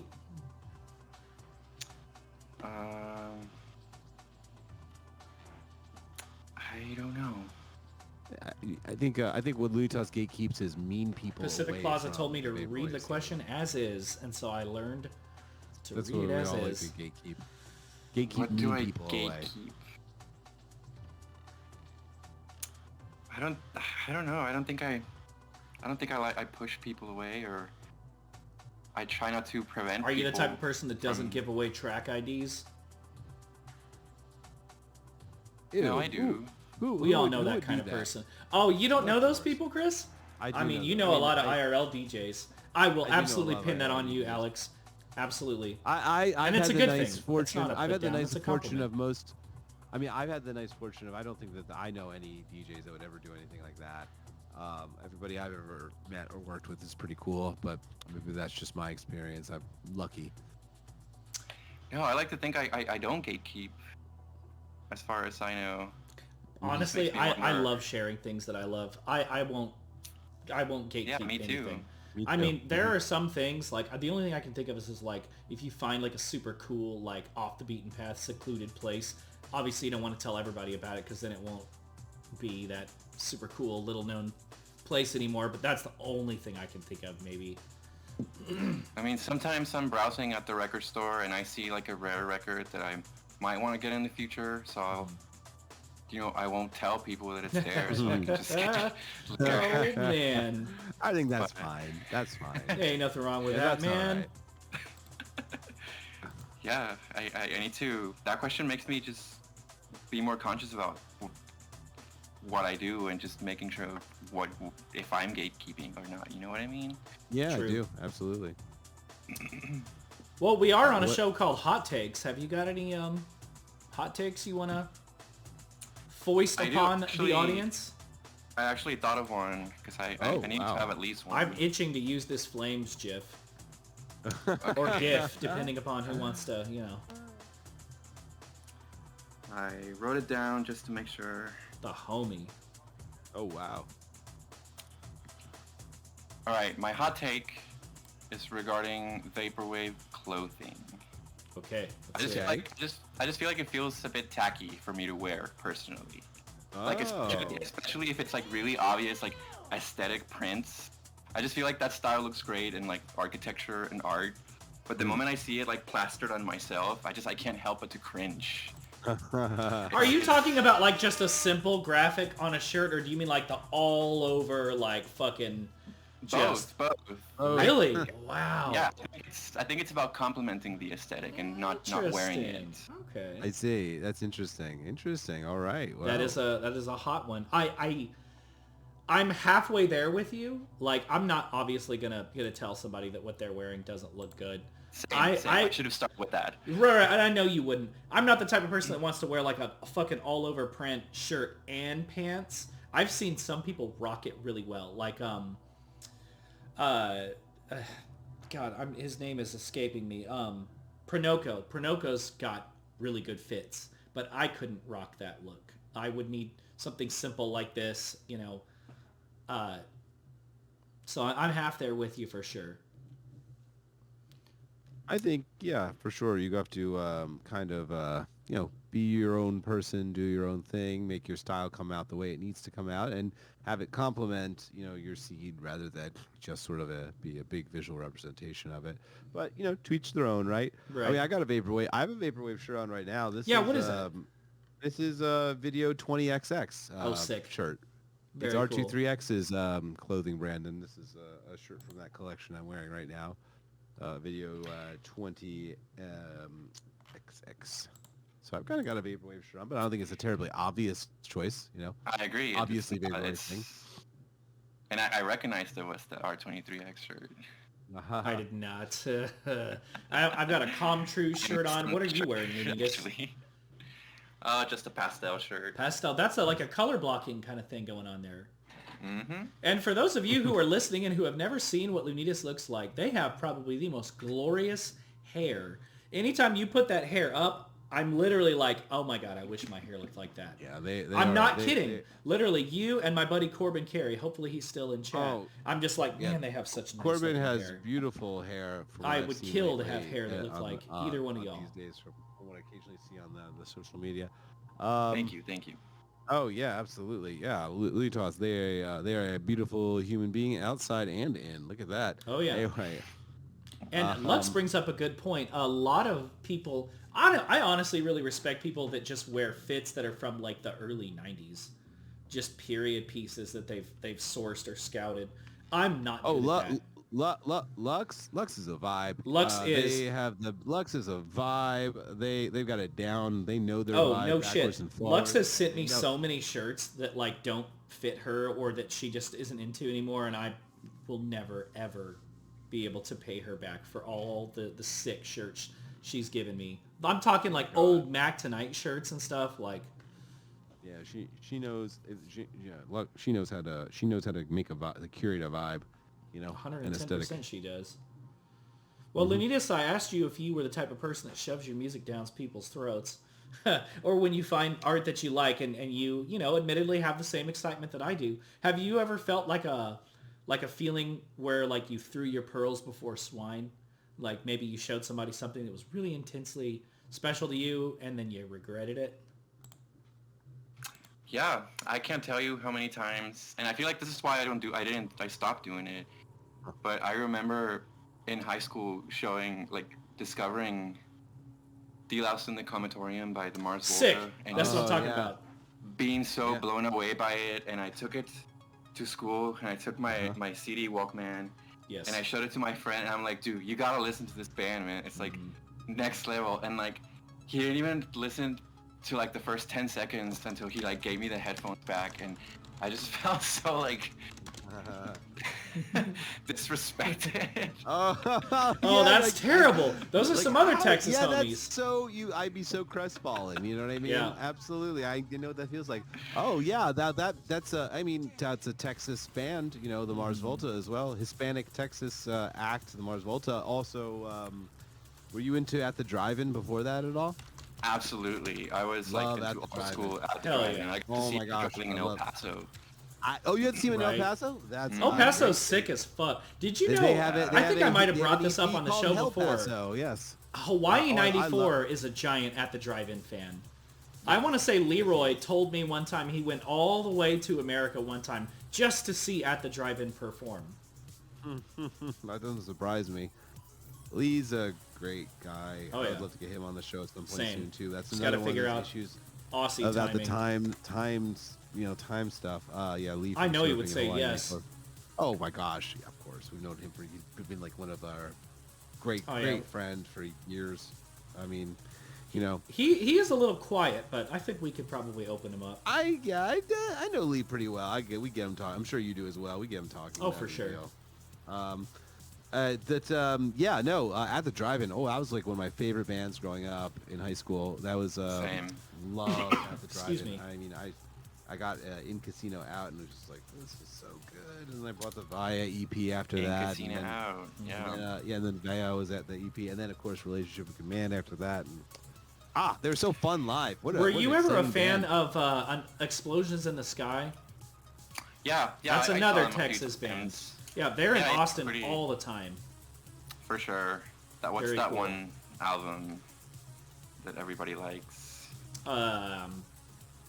I want to say it's called Birth and Death or something, or I don't know.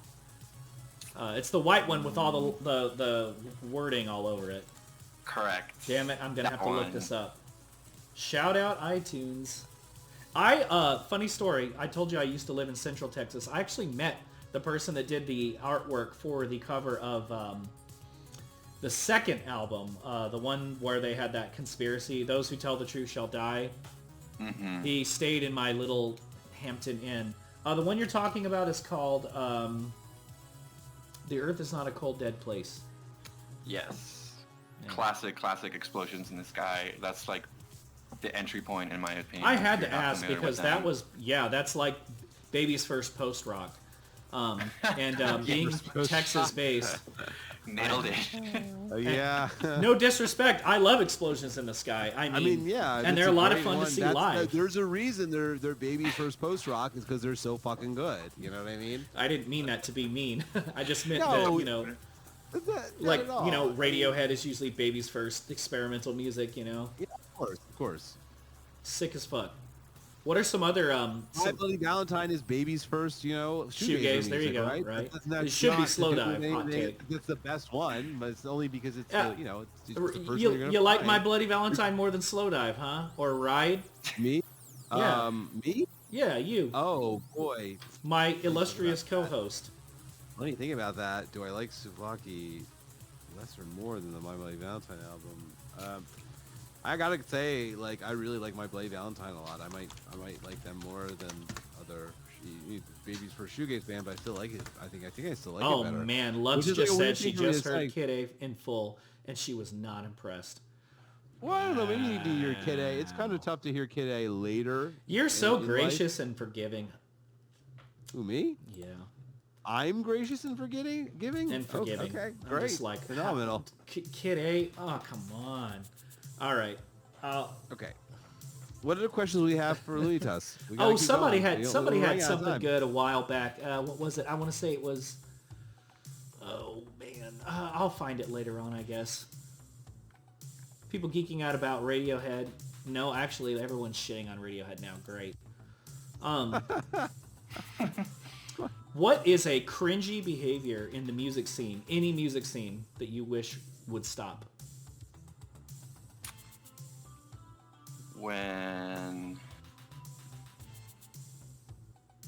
When a producer is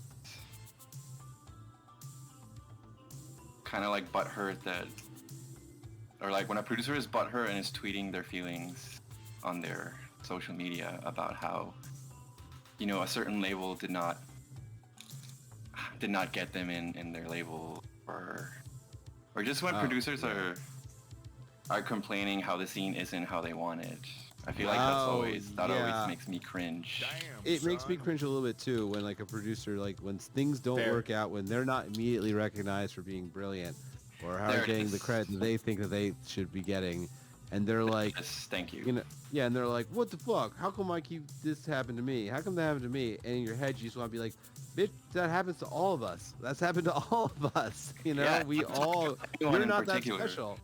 I was telling I Lux the other remember- night, I feel like I've been screaming into a void for like years, and then finally I met some people that like understood and wanted to listen, so... Man, I mean, you gotta bump your head against the wall by yourself for a long time sometimes.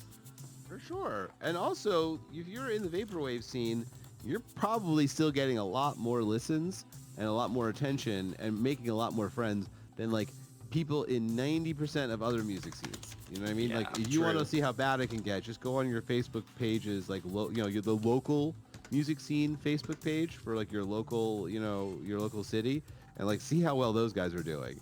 See how much those guys are struggling to get anybody to listen to them or to make any friends or to make any connections that Self-promotion are is like hard. of any value.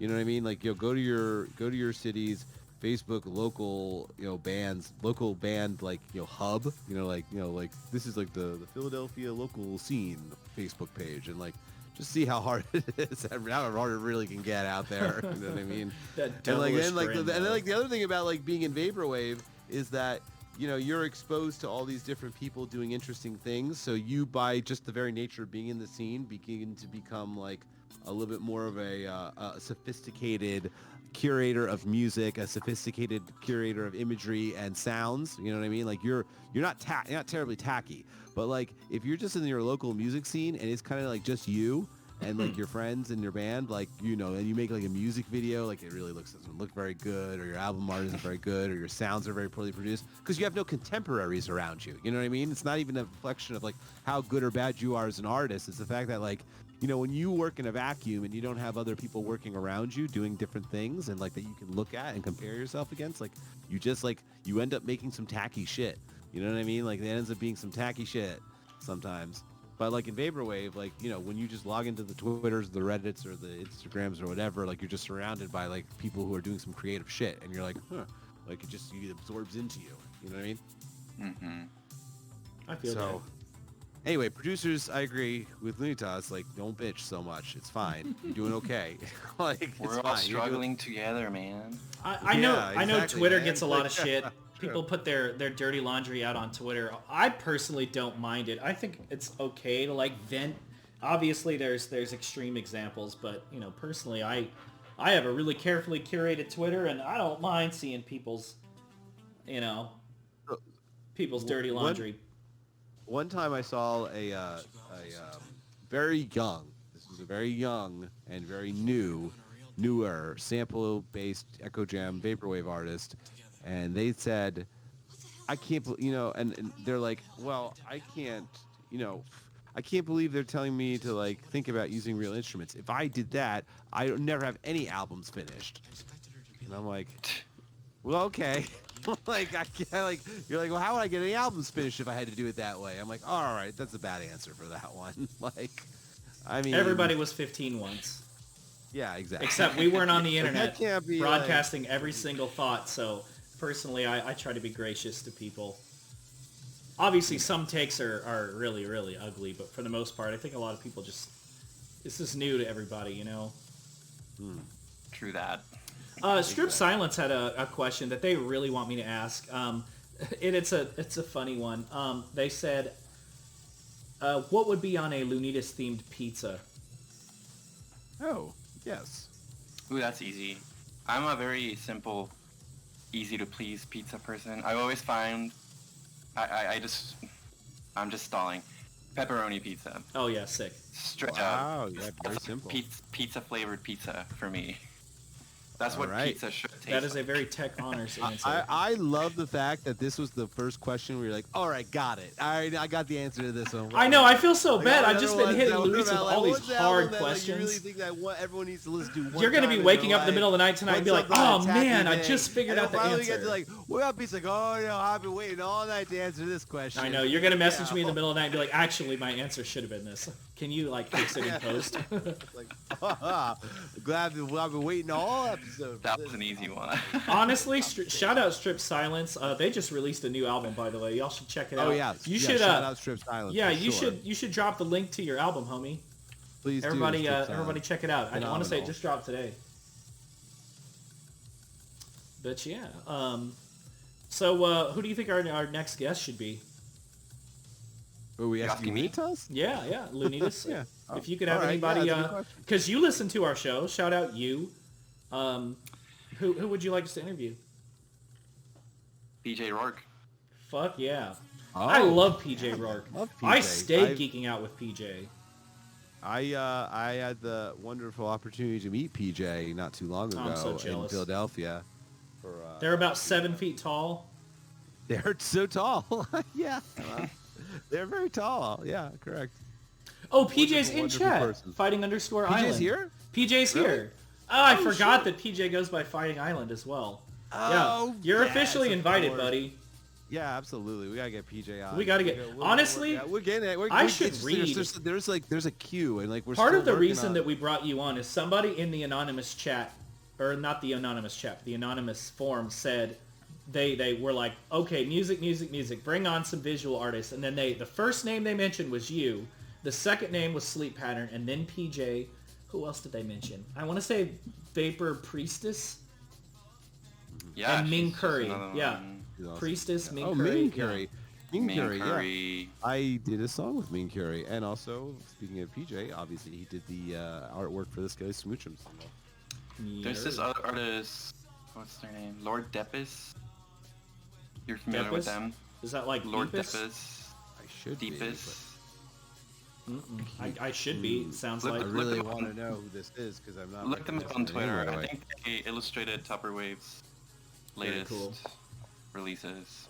Oh, and of course Justin Warden. I want to get Justin. Justin on. Wharton, Justin all hell Wharton. breaks loose. He's also just, I mean, I've spoken to him quite a few times actually, and he's just a really funny and interesting guy with very great taste and stuff. And he's got Oh, yeah. he's got a lot to say. He's a very interesting person to talk to actually. I would actually love to get him on too. He's awesome. Well, we're finishing. We're coming up to our last 5 minutes of the show. We Oh my like gosh, to yeah. we like to use this moment to kind of give you the floor, Luis, and let you shout out or self promote, name drop, anything, any recommendation. Tell us what you're working on. You have the floor. Well, first of all, thank you so much for having me. It's been awesome chatting up with you guys. Absolutely. Like I've been a fan of the show since day one, and I never thought I'd be part of this. So it's been that's awesome. really flattering. Oh, he's such a fan of you. And yeah, you guys are great. I've been having a blast chatting it up here. And as far as promo, just check my music. I'm on lunitas.bandcamp.com. You can follow me on Twitter, lunitasdreams. If you want to commission me for some work, hit me up in those We DMs. will be in talks. We can chat it up. Absolutely. I'm currently open for commissions, so feel free to. Oh wow, We you will guys be heard in it here. touch. Because I know how busy that you get. So guys, just take note.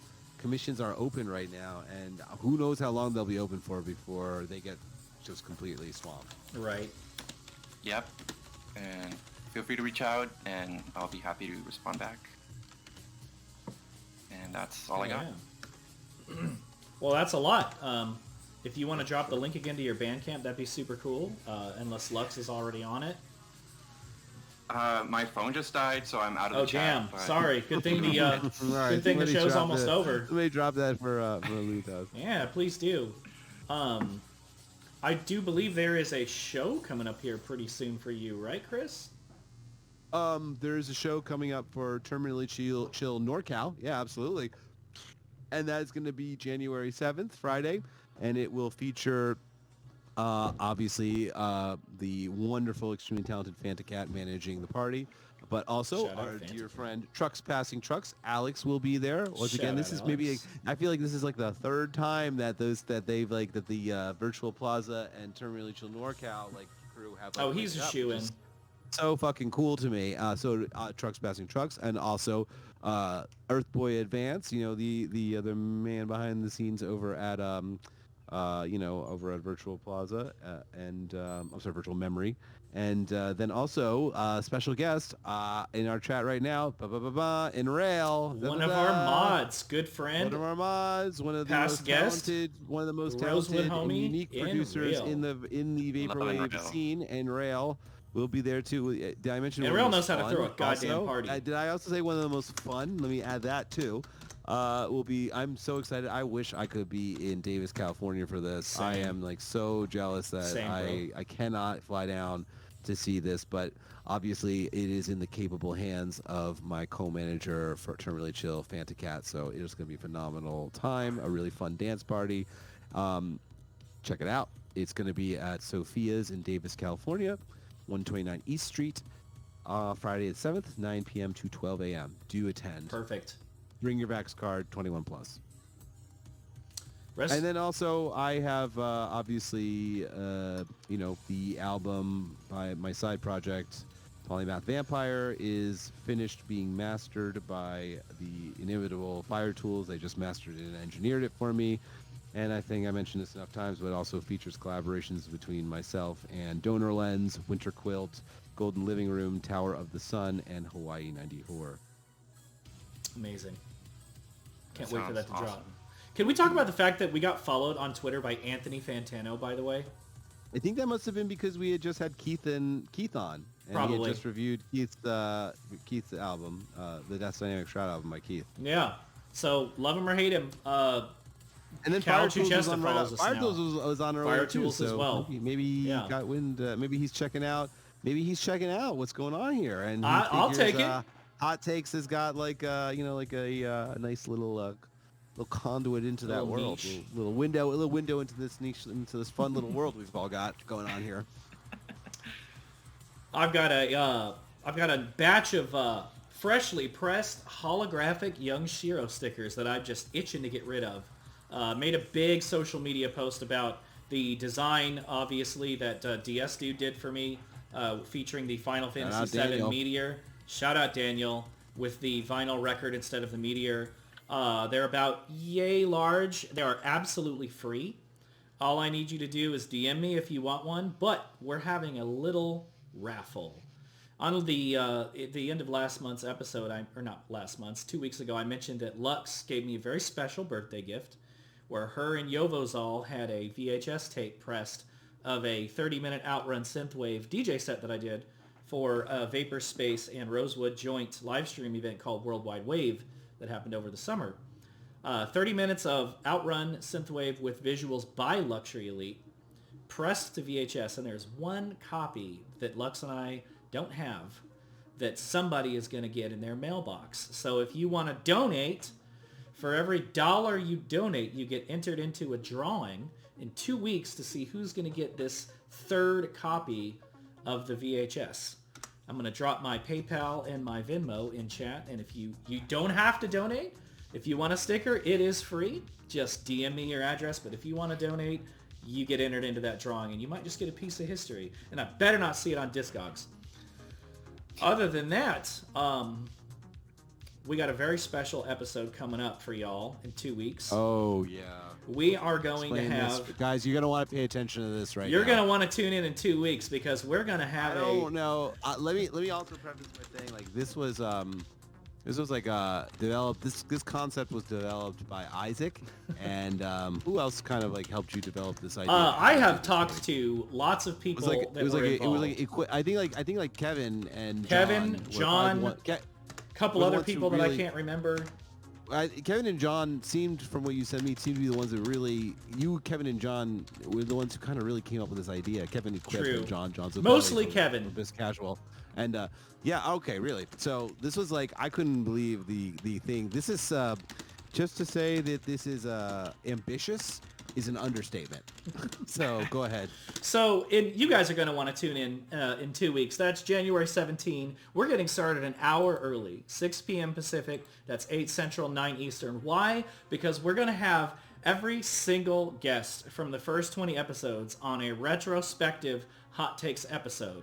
I got everybody on shifts, and we're going to be bringing in, the only person who hasn't talked to me yet is Tech Honors, but I'm sure he'll answer he'll get back to us. He'll get back to us. Y'all tell Tech Honors, please answer my messages. Anyways, we're going to have everybody. Please answer the message just to shut Isaac up about Isaac up.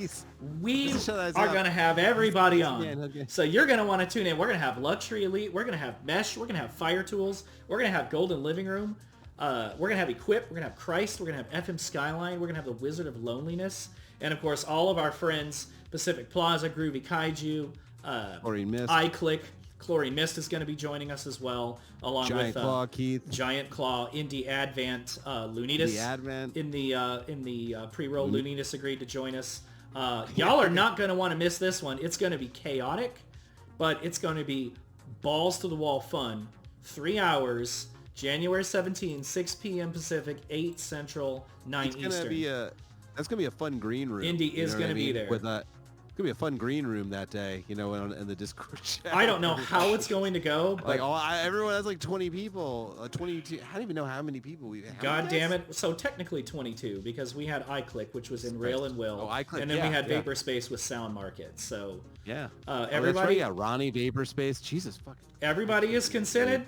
Just gotta get my boy to hit me up. Anyways, enough about that. Thank you guys so much for tuning in. We appreciate you being here, Lunitas, above all. I appreciate y'all. Thank you for having me. I had a appreciate blast. you more than you happy. know. I appreciate my co-host, Dr. Chris. What are you doing? I appreciate you guys. Okay. It's a vape. It's a just vape. Okay, man. gotcha. He's got a flashing vape in his hand. Yeah, cut me some slack. All right. That's just the Thank you, nicotine. chat. Thank you for all the new viewers for tuning in. Thank you for all you regulars for being here as well. Don't forget, guys, invite your friends to tune in. We need help with promo. We appreciate the community we built around the show. Drop a Twitter link. Put it in your Facebook. Put it in your Discord servers. Invite a friend. And then we'll have this episode up on YouTube and podcasting services within a couple days. Shout out, of course, to Indie Advent, DS Dude, and Lux Elite for regular technical expertise. I don't know if they are streaming over at Utopia District right now, but I'm going to go ahead and roll the ad, and we're going to raid Utopia District just in case they have something going on, because they usually do. But good night. We love you guys. Night. And tune in 2 weeks for the mega episode. See y'all then. All right. Good night. That's a hot take. Swinging around American flag, Hell 'cause yeah. that's what America's supposed to be. It's supposed to look like permanently chill. The insurance commercial has a fat ass, but like no personality. Yeah, I feel like sitting here and listening to this. No, god damn it. Isaac, New Noise is not the first fucking refused album. Rip Isaac a new one today. Do you know what I mean? Like.